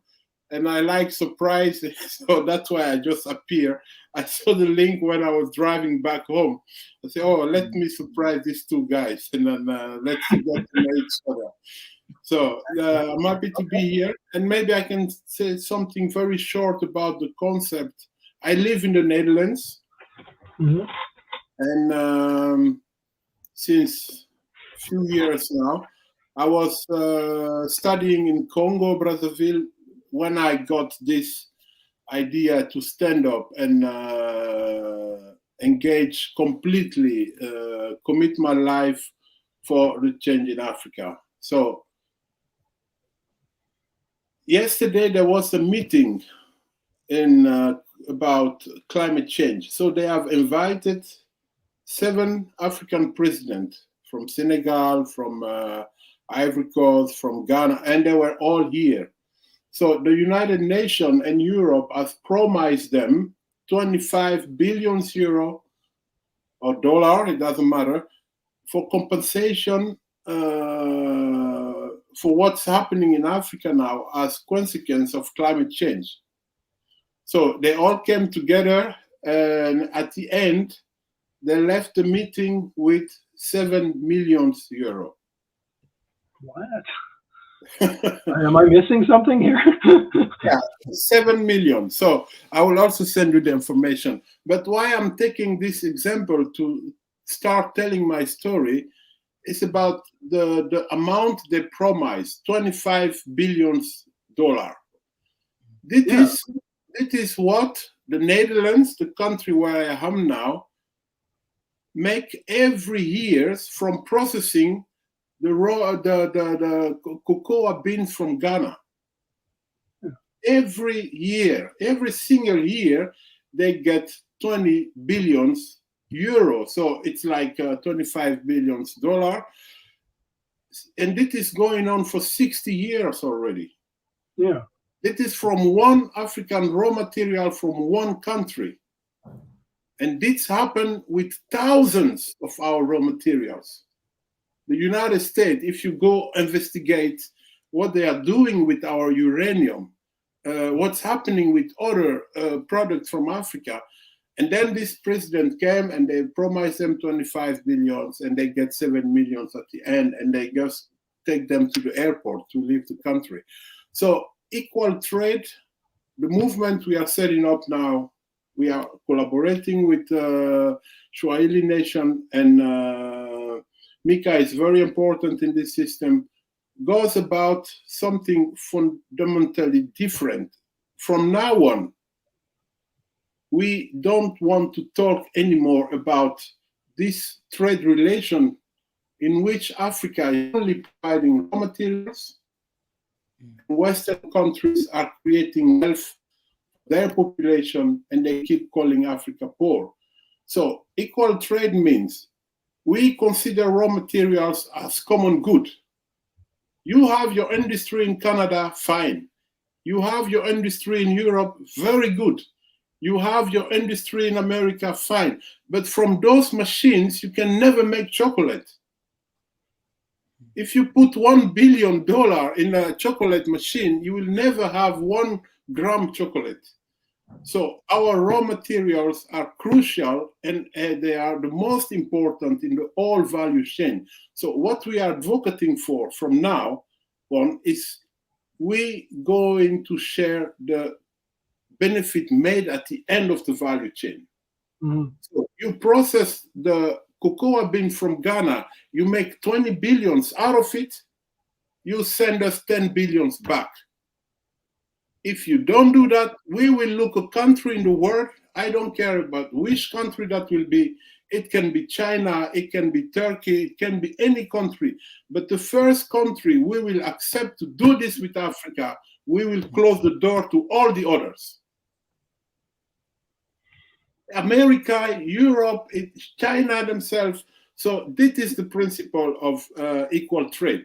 We need to go to move to this stage, and therefore we need allies all over the world, because it won't be easy. We are working now very hard on mobilizing people in Africa. We are almost in 6-7 countries, and we are targeting all 55 African countries. But we also need to be present in Europe, in Canada, and in the United States. So that's a bit shortly said what we are fighting for. Well, I agree in principle with, I mean, I'm not an economist, obviously, but the thing is, I agree in principle with the goal, because, and we can relate to the goal. Canada was known for ages in the 20th century as hewers of wood, drawers of water. That was the expression.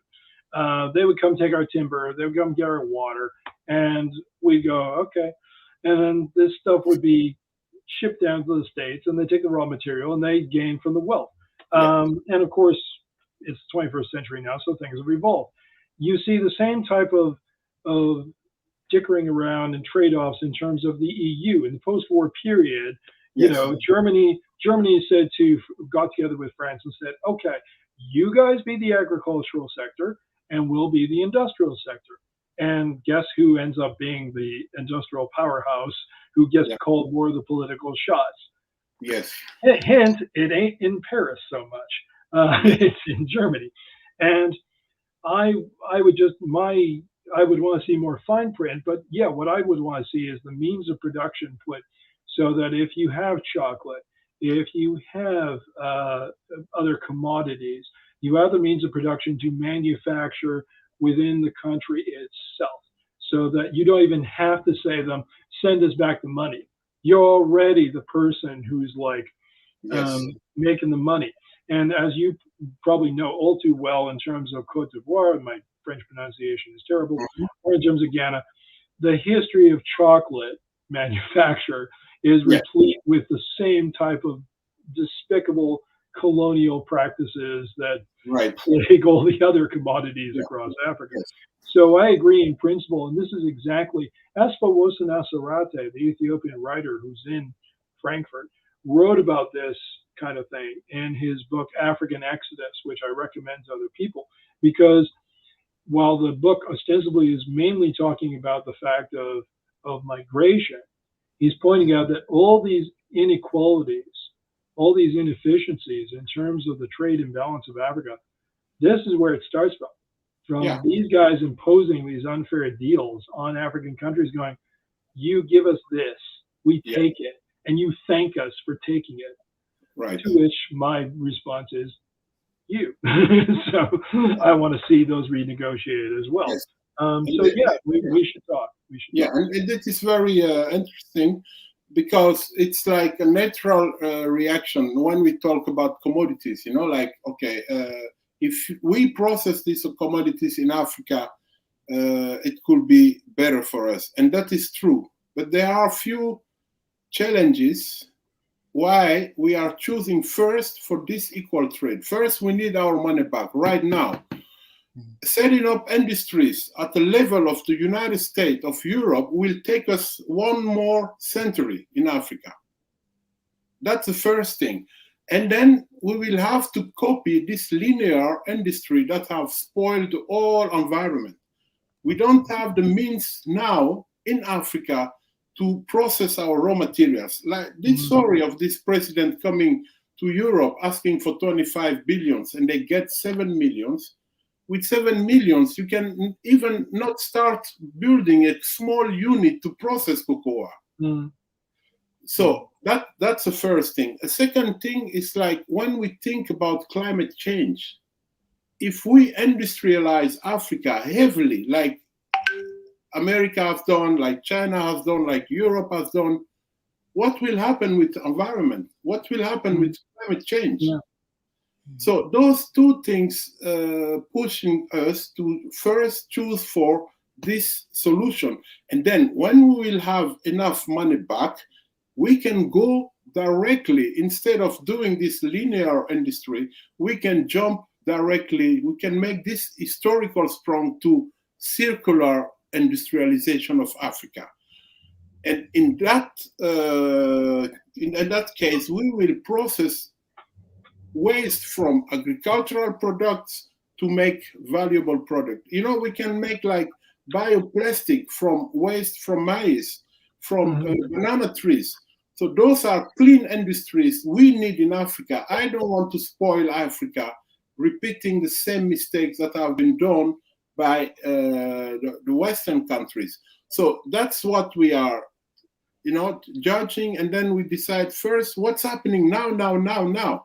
You take my raw material and the next day you make billions. I don't want to wait 100 years before I can generate that money myself. The youth in Africa is tired. Before you know it, something very bad can happen in Africa. If the African youth really get enough of all this system, they can destabilize the whole thing. So those are the reasons why we are advocating for this solution. It's the first step.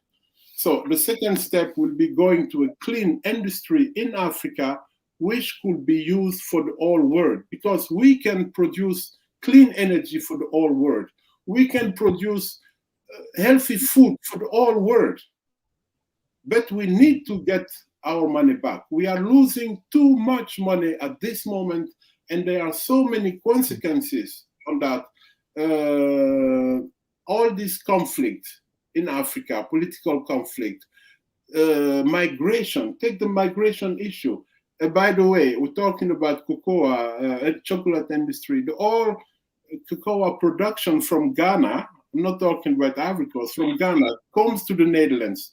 And in the Netherlands, you have more than 10,000 people from Ghana living here in ghettos. And most of them are originated from region in Ghana where they grow cocoa. So you can see a direct link between this trade system, unequal trade system, and migration.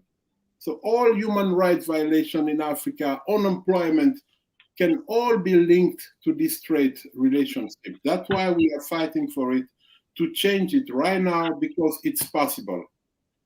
And then we go to the next step, which is the clean industrialization of Africa, to help the world getting out of this climate change situation. Well, this is why I mentioned earlier in the interview, and that's why I walked away in the shot a little, because I need to fetch, because I got terrible short-term memory. I need to go fetch the second volume of his Gandhi biography. The thing is, I was studying him when I was in high school, and I've come back to him. Again, it's not because so much I'm fascinated by the nonviolence as some of the other causes. And the thing is, when Gandhi was at his height, he was busy telling people, go back to spinning cloth, go back to agriculture. And of course, other Indians were going, well, no, we've got to industrialize. Like, this guy, he's a throwback. And look who turned out to be the visionary. Yes. He was saying, hey, like, you need to concentrate more in terms of agriculture. You need to concentrate more on this. What was Bull Paul? Like, what do we get? We have industrialization in the developing world that just puts it in the same mess as, say, Western countries. Right. And Gandhi was leading campaigns in terms of, say, the famous Salt March. Yes. Which was the very point of saying, hey, the British are screwing us over a commodity in our own country. Right. When he led a boycott in terms of British cloth, you can't see it, but the photo is, give credit to the author here, Ramachandra Goha. So I'm not like ripping off his visual, but here's a photo at the very bottom, which you can see. Sorry, I'm trying to position on my camera. Yes. Where in his visit to, I didn't do that very well. He visits, women who are at a factory in Lancashire.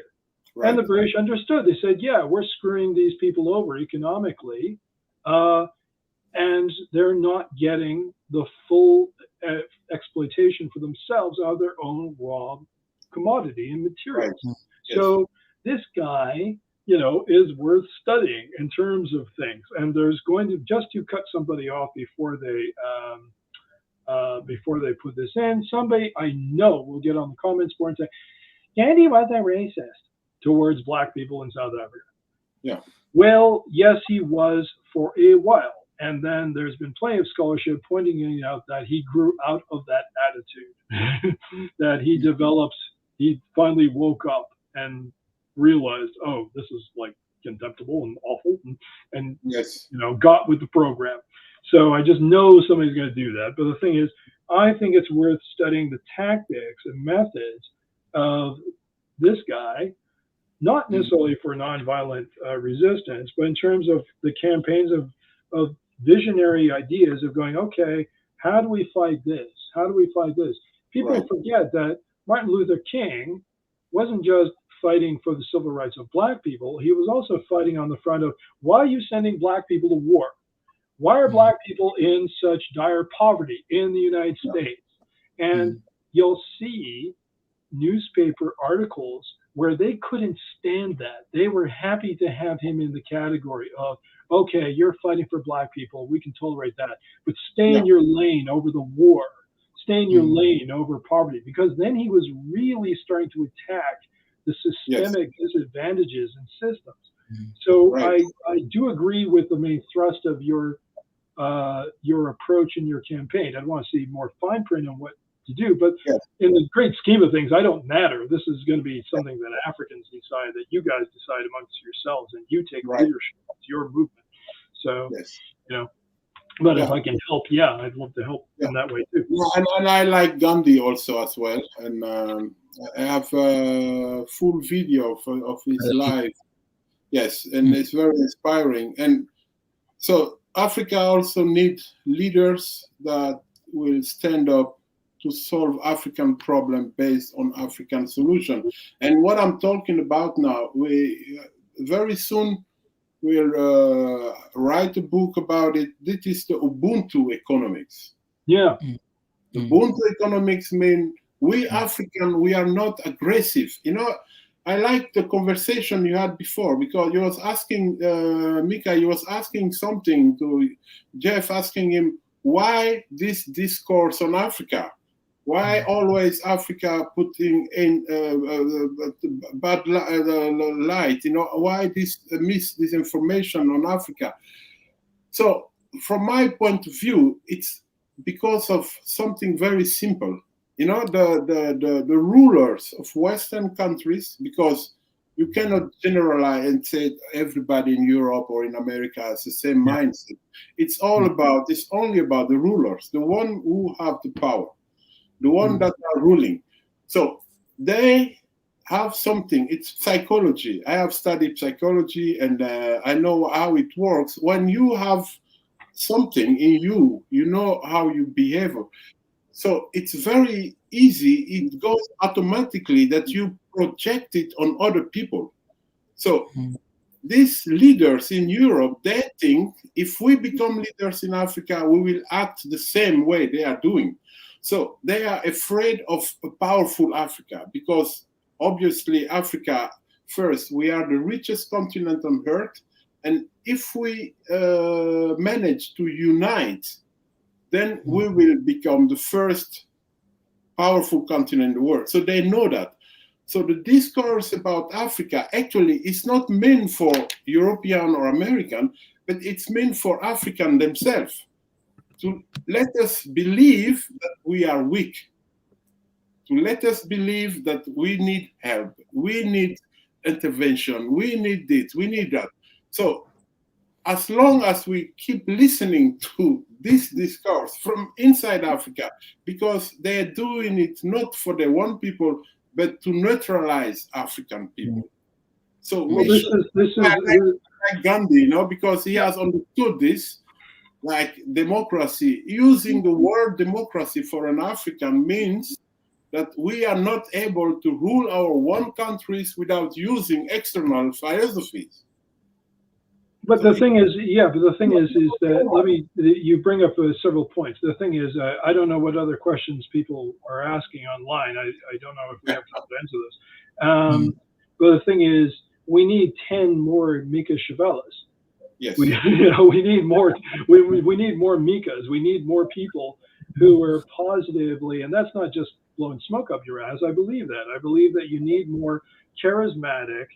I've even written this in a column. You need the equivalent of an African Martin Luther King, an African Malcolm X. You need more Mikas out there busy going, we're not going to put up with this shit anymore. Yes. What you have now is a system. Aspa Wosanasarate and I had this conversation. He says this often. He says the colonialists never left. And you go back, you do your homework, and you find they didn't. Yeah. And what they do is they up their game, and they play their game with these conflict merchants like International Crisis Group, which doesn't serve Africans. It's not there for you. It's there getting money from Iceland, getting money from the International Monetary Fund and their other bidders. It was until recently getting money from George Soros until he dumped their ass. Their financials are online. You can go check them out. They're not there for you. Sahan Research, with a guy at its head who is persona non grata and charged with like crimes by the Somali government, is not there for Africa. And then you have the lower level. People get very excited when I say deport, defund, deplatform Amnesty International and Human Rights Watch, because this is white man's burden reinvented. They're not there for you. And there was an article in The Guardian pointing out how they have an office culture of racism right in the Amnesty office in London. They found that. These guys will even fake photos and stick a photo of Afghanistan or Iraq or Somalia in place of Ethiopia. And then Ethiopians call them out on it and say, that's not our country. They go, oops, and without so much of an apology.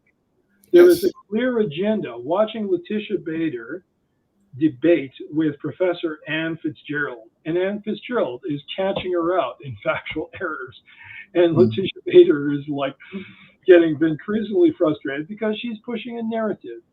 And then you think to yourself, why are you pushing so hard for the TPLF narrative? You're supposed to be everybody is supposed to be buying you as an impartial organization on human rights. Only you're not. And Ken Roth is not. And so is Amnesty International.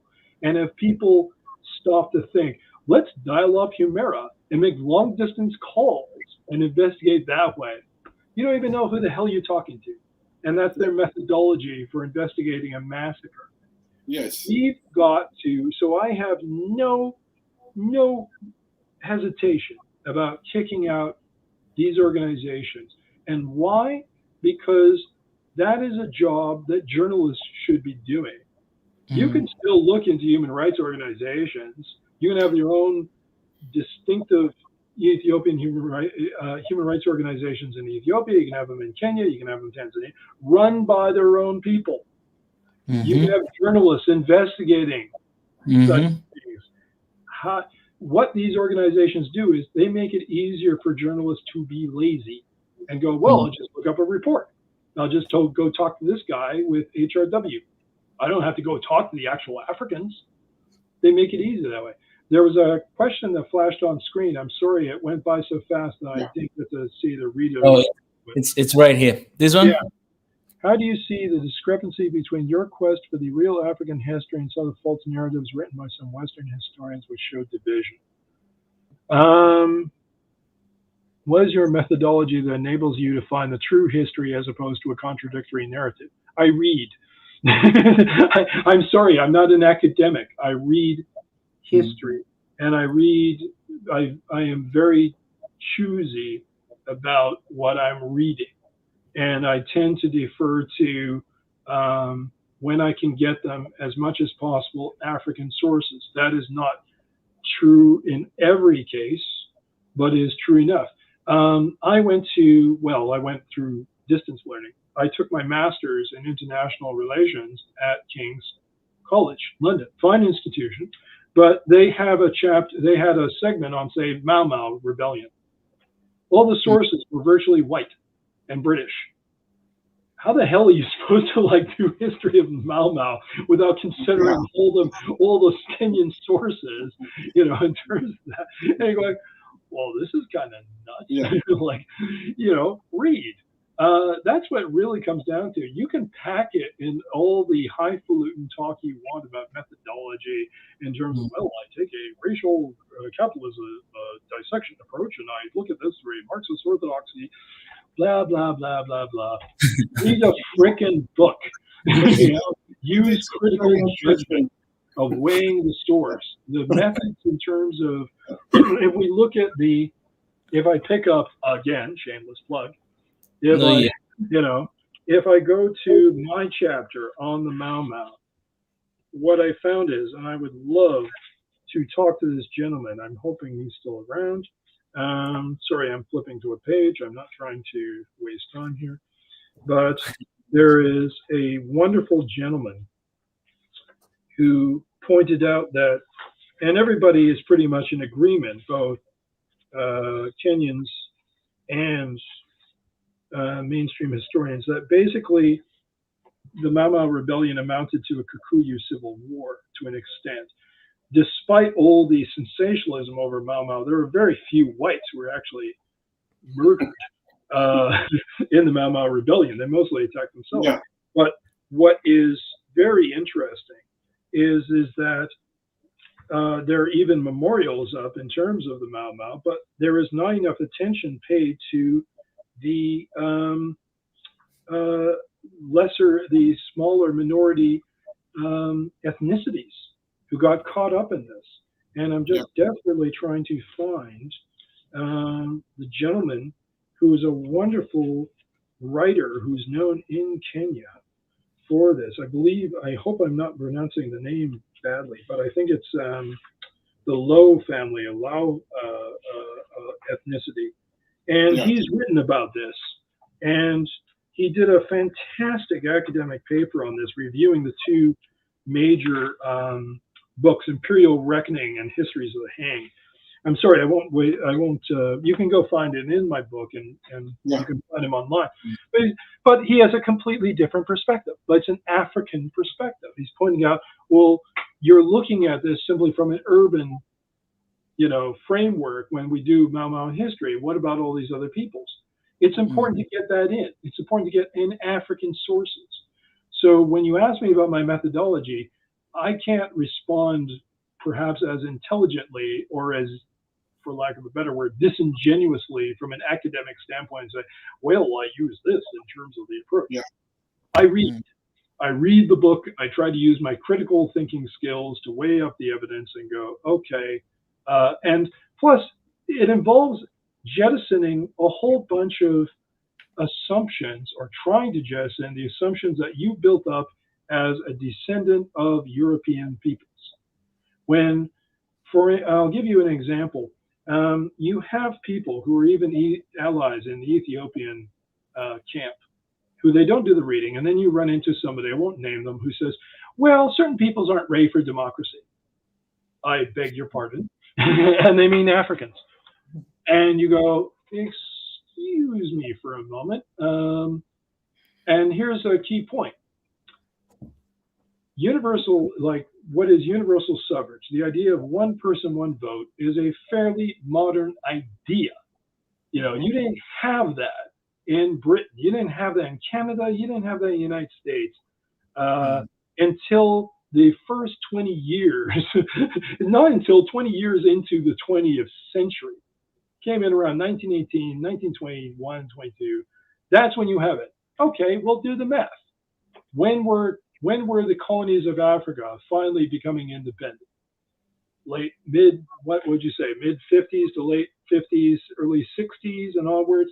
So that's a difference of only about 40 years. I don't think the Africans are very much behind in terms of the West in that respect. And nobody points that out. Ooh, we brought them democracy. No, you didn't. And they might have had it much sooner than you if you'd left them alone. So I lose my patience with that kind of nonsense. Yeah. And that's what we have to do. We have to go, okay, look at this from the perspective of, if you can, look at this with at least empathy from an African perspective. Nobody reads Steve Biko much these days, and they should. Everybody knows him as an icon of the anti-apartheid struggle. He's a martyr. But this is a guy who wrote about Ubuntu. And he has a wonderful example, and I think an address he gave at a conference, where he says, if Africans show up to your door, and maybe he was speaking only in the context of South Africans, but he uses the term Africans. He says, if you show up the door, what's the Western response? Can I help you?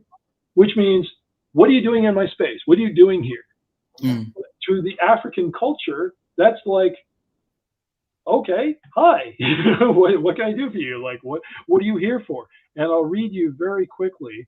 I've got this quote, which is just wonderful, where he says, where is it? Let's see now. Let me find it for you very quickly. He says, now excuse the sexism, he probably will correct it as well. He says, where is it? Here we go. One of the most fundamental aspects of our culture is the importance we attach to man. Ours is a man-centered society. Westerners have in many occasions been surprised at the capacity we have for talking to each other, not for the sake of arriving at a particular conclusion, but merely to enjoy the communication for its own sake. And he says, in terms of people walking in, walking up to them and coming to your door, he says this attitude to see people not as themselves, but as agents for some particular function, either to one's disadvantage or advantage, is foreign to us. Isn't that amazing? What an amazing, this is basically man is a measure of all things, just re-articulated. Ubuntu is a kind of you can define many ways, but he's defining it, according to him, as a kind of African humanism. Well, this is a culture that's been around for, you tell me, how many generations? You didn't need Westerners to show up and give it to you. You didn't need them to show up and give you the philosophy. The philosophy was already there. So, the idea of democracy as an import, I just think is a laughable concept in terms of Africa. I just think it's laughable. You're right. I have a couple questions here. I think we're just gonna go to a few of them, and if you can, reply them, and we're just gonna end the session. And then, from Marit, what is your view on financial independence and justice? What needed to really change or turn that around, especially if you look at the debt and trade deals? I think we sort of answered that, though. I think we sort of covered that ground. I can't really improve on the answers I gave earlier, unless you want to take a shot. I've sort of touched on that to the best of my at this point. I mean, that's what we're fighting for now. Yeah. And then maybe I can add something first. We don't have any debts. Based on the principle of what the way the trade is going on now, Africa is only feeding the world with natural resources, with raw material. We are losing a lot of money in this trade system. So when the real leadership will take place in Africa, this discussion will not take place any longer. So we don't talk with nobody. We don't have any debt. If we have to calculate what the world has to pay back to Africa, I think they will all go bankrupt. So first, and secondly, when we talk about trade relationships, so we already discussed about that. So that should be my answer. We don't have any debt to anyone. The world has to pay so much back to Africa, but Africans are not aggressive. We have this spiritual mindset. We love people. We love human beings.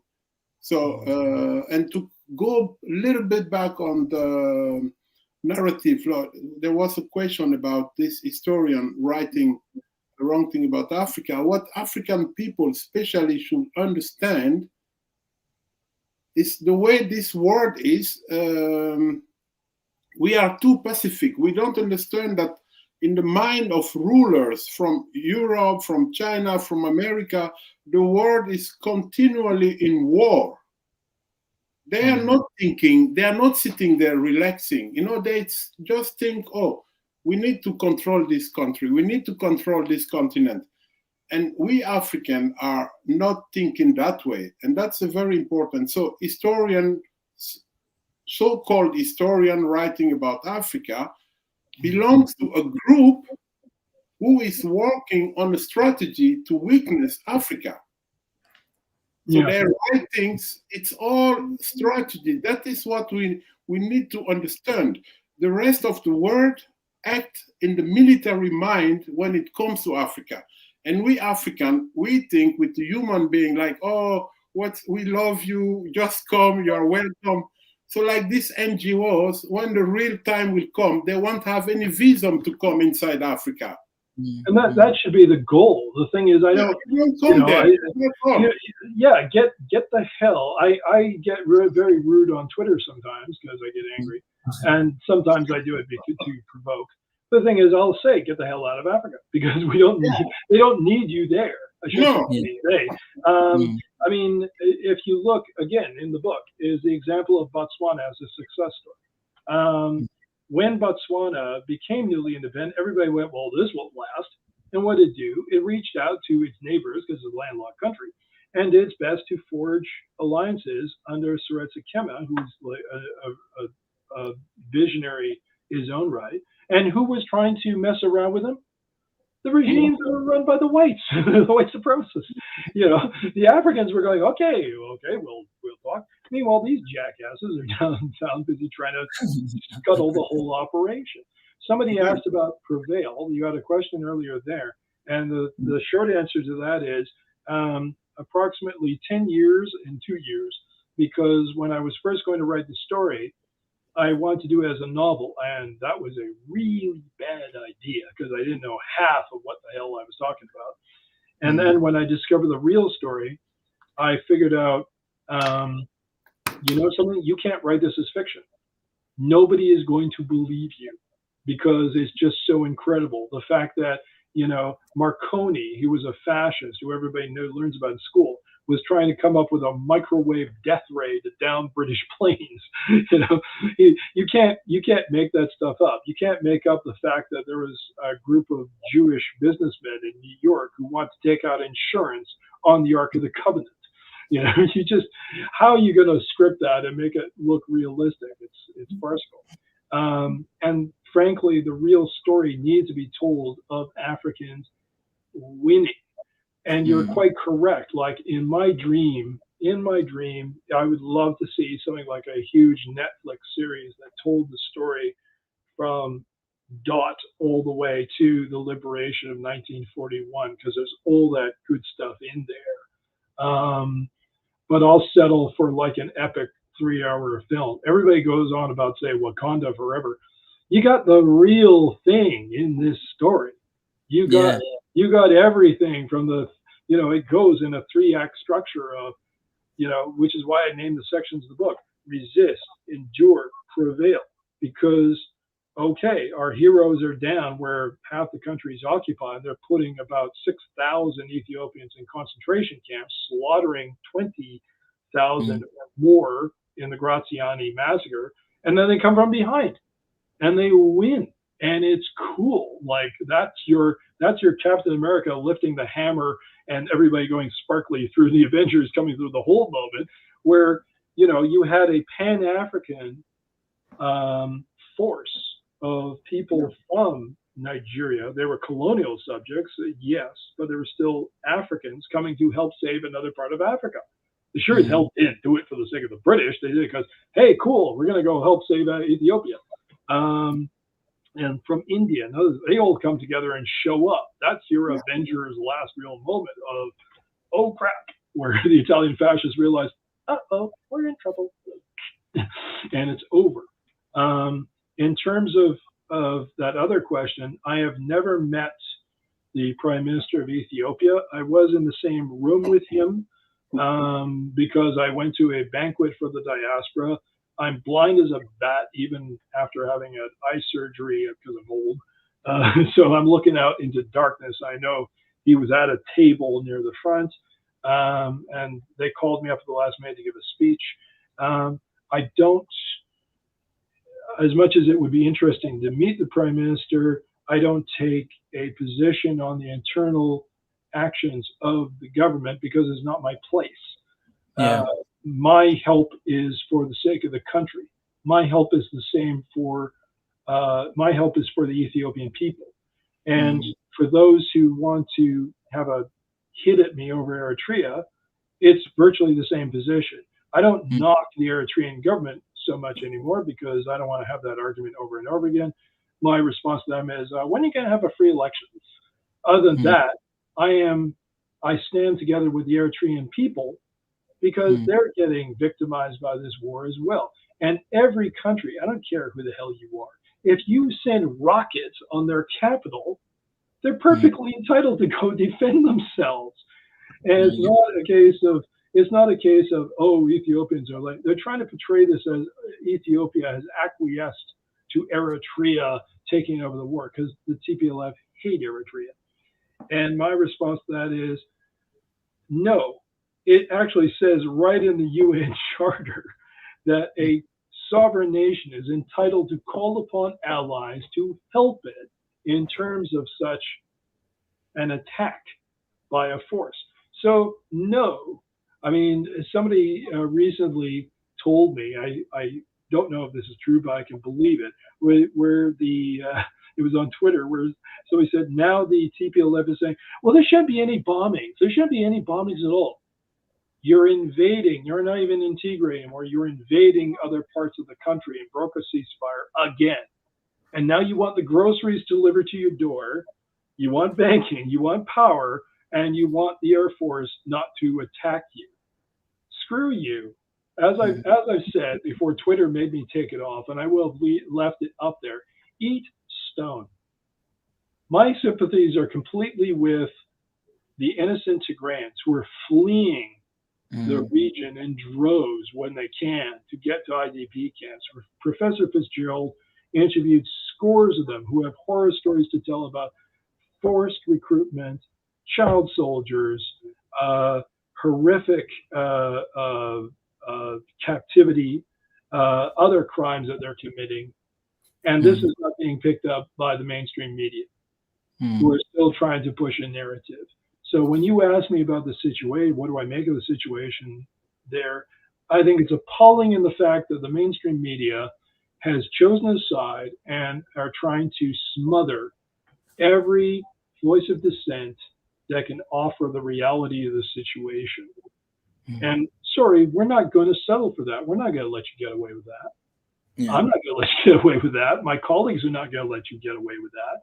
And neither are innocent Tigrayans when they step forward and tell what the hell's really going on. Your days are numbered. You know, you will end the same way that all terrorist organizations end, either in blood or in a cell. It's coming for you. So that's what I have to say about the situation. Well, there's a lot of questions here, but I don't think so that we'll be able to cover all of them. Let me round up right here, because I have you guys all the time, so we can always come back here and have a conversation, about family of Africa, about share, anytime. And I will also ask you, Mr. Jeff, if I can invite you into we have one group of international. So all the guests I have them here. I always invite them in this one group. That me, even Max is there as well. I would love to invite you, Jeff, as well. For just connecting, one another, and as well if there's anything coming up and you want us to push forward, we are down for that. Anything for Africa, we're down anytime. So I want to give you maybe let me start with Max, who came to surprise us here for 1 minute. Anything you want to say, and then I'll be ending with Jeff. As usual, I love this kind of conversation, and I was very happy to meet with Jeff. I've heard about you, and I was like, oh wow, let me talk. And now you're disappointed. I really appreciate the way you look at things, and I believe we can collaborate. So let's keep in touch and see what we can do together. Join the family, the Swahili Nation family, and then we can talk further. So that's all I want to say. Thank you very much, Mika, for the great work you're doing for Africa. And like Jeff was asking, we will clone you. We will have thousands of all over Africa. So it's already started. Yes. Yeah. God bless you, guys. I appreciate it. Thank you so much. I'm just gonna let you go, and I'll remain here with Mr. Jeff. Thank you so much, Max. As Jeff said before, that there's no curiosity without humility. I love that. That's I noted down today. I'm going to write somewhere. Jeff, maybe as we are closing, there's one question here. I would love to put it here, and you can close with this question as well. From I think there are two of them, but actually three. I can't see them, so. Let me show from here. The first one, I'll just put all of them. The first one is this one. How do you integrate the indigenous African philosophy into the educational system? Our youth are being confused, and that's why they're migrating to greener pastures. That's the first one. And the second one is this one. What is your view to reconnect African diaspora in their home through tourism, culture, and education to be united? And the last one is this one.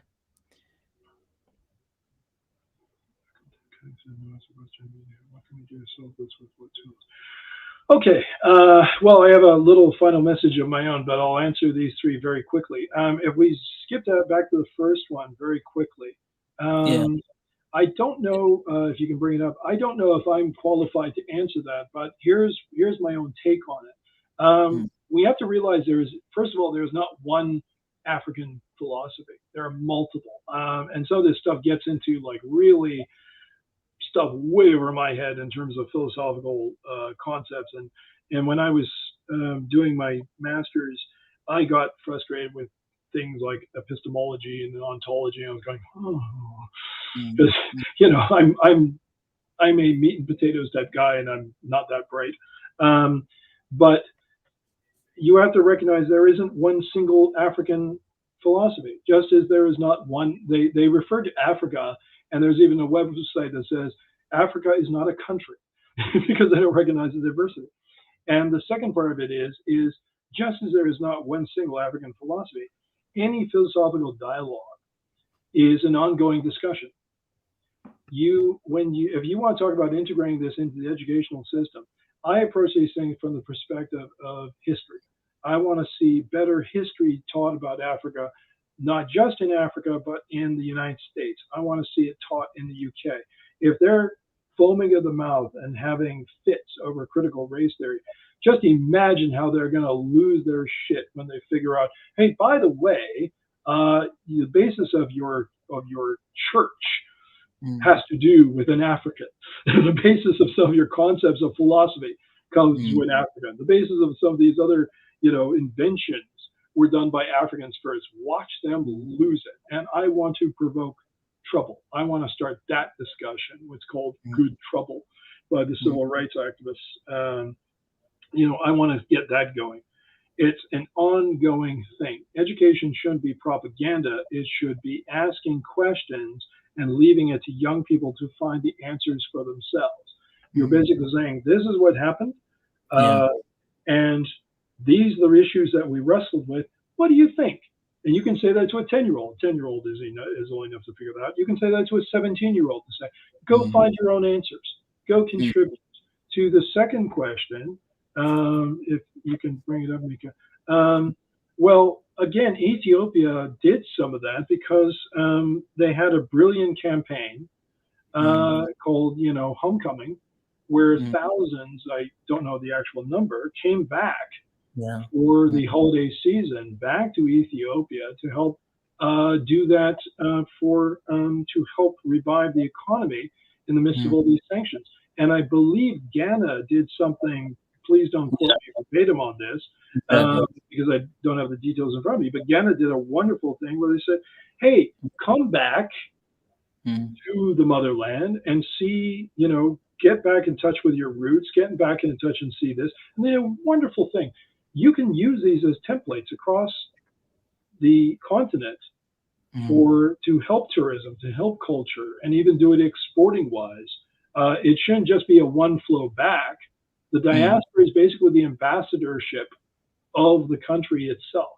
And to the third question, because I know you're pressed for time. No worries. We continue to witness the difficulty cutting through the noise of Western media. What can we do to solve this with what tools? We're on one. Here I am talking to Mika. It's unfiltered, and we have that. We also have to, I will never shut up about the fact that we need a Pan-African TV network that is as big as a T-Rex with the same kind of funding. I was around 20 years ago. I got on a certain short list to be interviewed for Al Jazeera. Didn't get the job, but I got certain far. And at that time, very quickly, Al Jazeera was the outcast of the mainstream media because they went, ooh, it's a Muslim network. Look where they are now. They are establishment. They're so establishment that they're even doing some of the same stupid stunts that the Western media is doing. And it's Al Jazeera. You'd think that they would have better sensitive antenna in terms of African conflicts, but they don't. So we need a Pan-African news network so that Africans can tell their stories to Africans, and we don't have sellouts, and we don't have propagandists like Nama Elba here, who just lies when she breathes. I said the line before, I'll say it again. She is to journalism what a hand grenade is to home decoration. This woman is the enemy. She is churning out just the most ridiculous, heinous nonsense. And just for a final message, if I can, to say here, I want to say this to Ethiopians and to activists in the diaspora and others. I know that this has been a long fight, and it is tiring, and it's exhausting. But there are days when you can go, okay, we got a really good joke in at Getachew Reda's expense. Because there is nothing so rewarding as making fun of your enemies and making them look ridiculous. Alula Solomon is a horrible human being. If I can make fun of this guy, I will. But the main core of the message is just as in the Second World War, you had people who after the war said, you know something, those were the greatest, most fulfilling days of my life in the midst of all this horror and death and carnage. And that certainly can't be true necessarily of the people back in the IDP camps who are suffering through the war. But those of us who are trying to lend a hand, who are trying to extricate Ethiopia from this conflict, fighting against the UN, fighting against the US, fighting against the EU, we have overwhelming odds against us. And sometimes the fight looks hopeless. But the thing is, you are going to remember these days. Hopefully later on, you're going to go, these were some of the most fulfilling days of my life. And I have to believe that because there are stories that I can't tell you yet because I'm virtually on a first name basis with practically every activist, person in this fight. And if I told you all that they have done, I can't for security reasons, but if I told you all of what they've done to try to help the country, you guys, your jaws would be down here. You would be amazed. I get to walk with lions. I get to work with lions. I get to work with people who should be called heroes, and it lifts me up, and I'm nobody. And then I see ordinary Ethiopians who are doing their best. These are horrible days, but one day, just as Ethiopians remember their Arbanoch, their patriots, you will remember these people. You will remember the feats that we accomplished in the face of overwhelming odds. Resist, endure, prevail. And we will prevail. And that's all I have to say on that. Amen to that, man. I have nothing to add to that. Amen to that. That's well spoken. That's so true. I appreciate you, Jeff, for this conversation. I'm always humbled to have you here and to have this conversation. Thank you so very much. We need more people like you. We need a lot of Jeffs out there. Guys who can't dance, who are bald?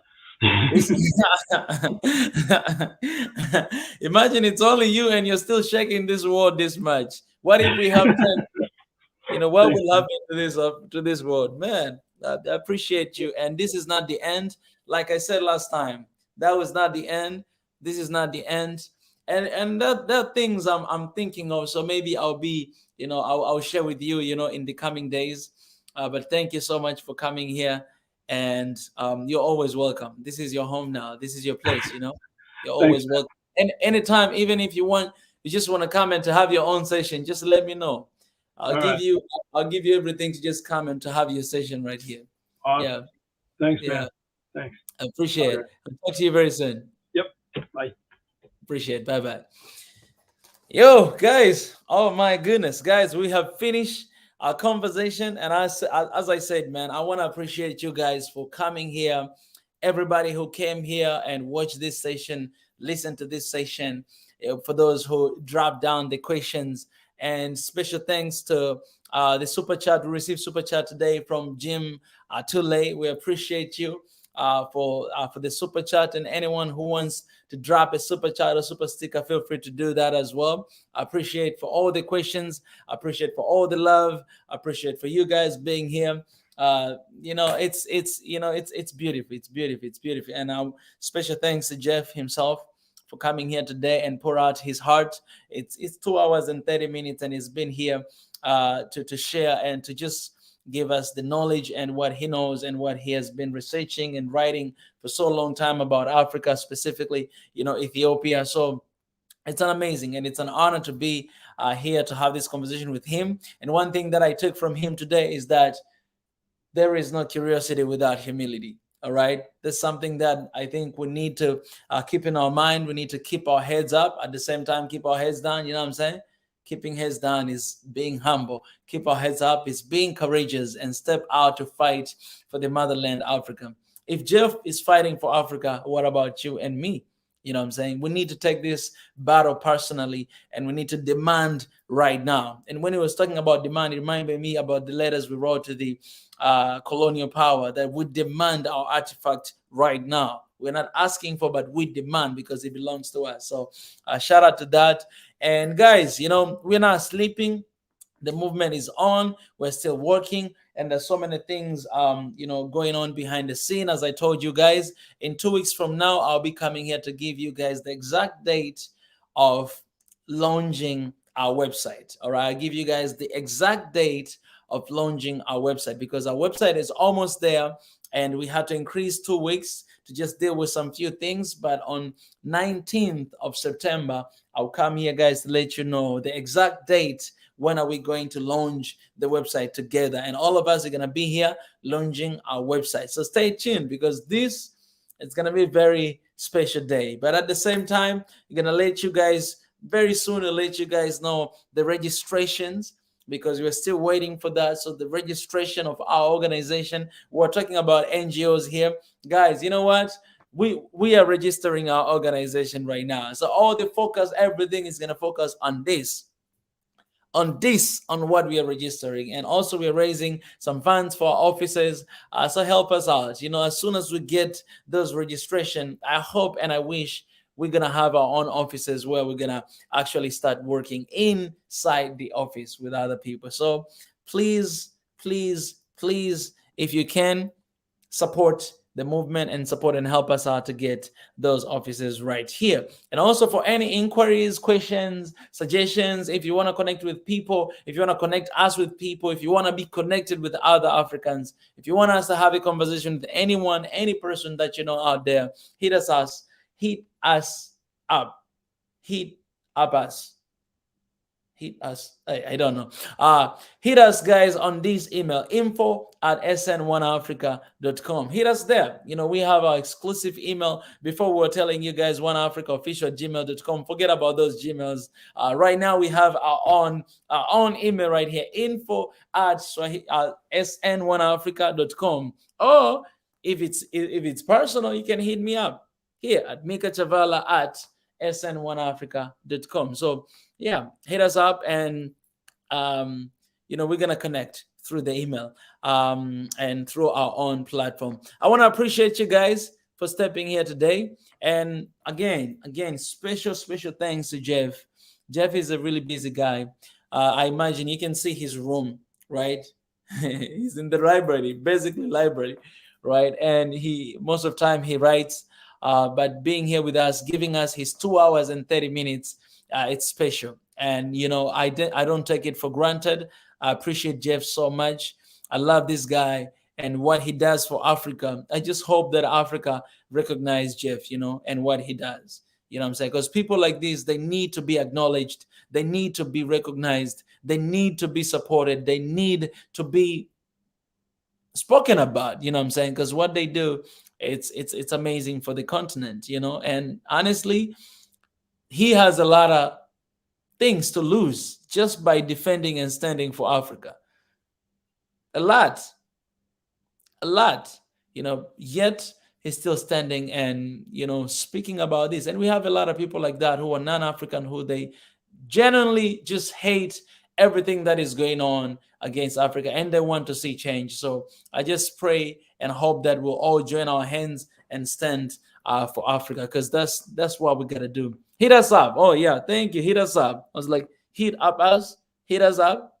It's a good one. All right, and for those questions that I didn't get to ask Jeff, guys, don't worry. This is not the last time for Jeff, and there's other ideas that I'm thinking, you know, I'll be sharing with Jeff. So hopefully you guys will have an opportunity to do that in the coming days. Appreciate, guys.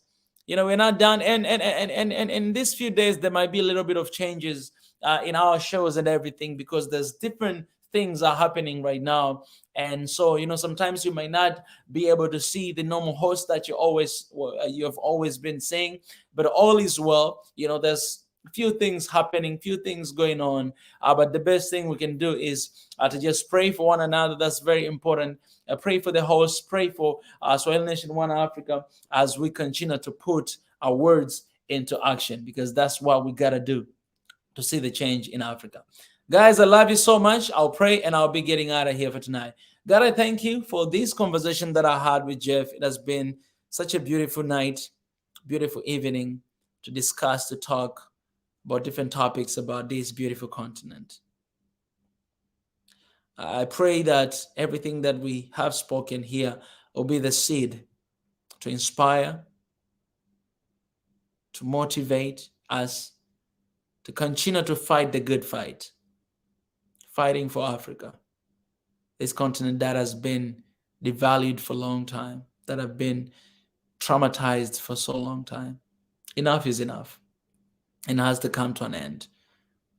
Give us strength to continue to pursue this call.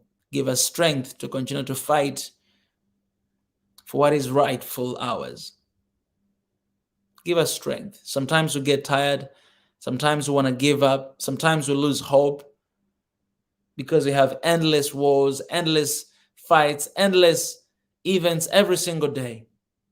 But give us strength to continue to push every single day.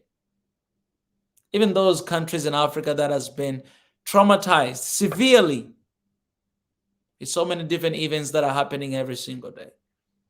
I pray for the strength. I pray for the courage.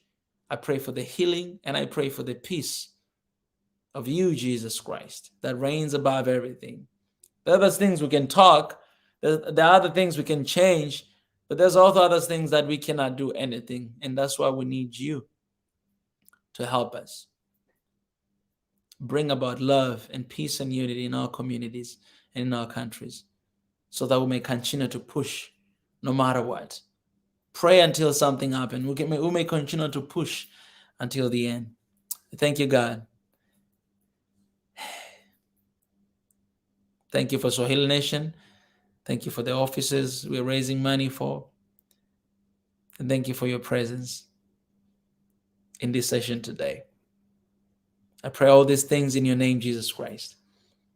Amen. Amen. Guys, stay safe. I love you guys. Be strong and be courageous. I read this one scripture that it really inspired me. It says, "Have I not commanded you to be strong and courageous?" So being strong and courageous is not an ask, it's a commandment. Have I not commanded you to be strong and courageous? Be strong and be courageous. It is the commandment. Stand strong, be courageous. Don't lose hope. Keep pushing. The brighter days are just around the corner. Just like us here, Swahili Nation One Africa, we keep pushing every single day. Keep pushing wherever you are.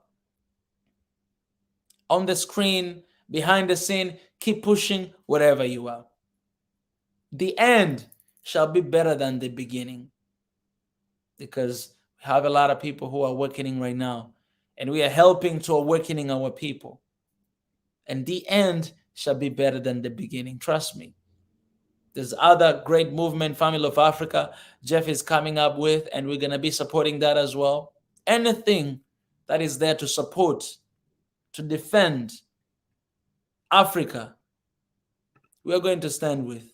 We're going to support that, because this is our mission. We're not going to walk away. We're not just going to be like, oh, we are just Swahili Nation, we just one Africa, we're just going to base with one Africa. No, whatever movement is out there, whatever something that is out there to defend and to protect motherland Africa, we're going to be there to support.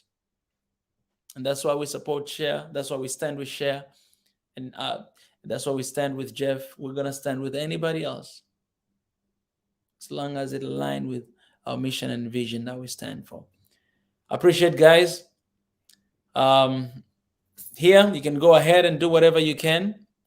And I'll play this video that is right here for you guys to listen as I am get out of here. I'm getting out of here. All right, guys. I love you.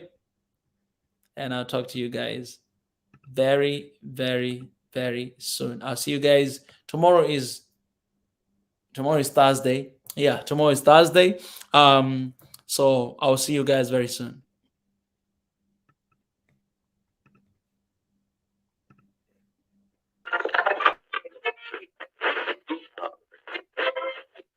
So the lie began from the very beginning of time, right? And I can ask you one question right now. What does history tell us here about Africa? Who discovered Africa? If you write right now on Google who discovered Africa, you find out that is one white man that he came and discovered Africa. And you can ask yourself that how can you discover a place that already exists? How can you discover a place that people already live in that place?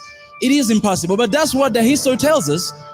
That's what people believe about Africa, that it was discovered by a white man. This guy, he came and then he went back, he gave a report. And then the next we know is colonialism, because those guys, they sat somewhere to divide Africa like a piece of cake because they discovered it, they own it, it belonged to them. But that is us. We discovered it. We're the first people to know. And today you have a lot of people around the world that they think that Africa was discovered by them.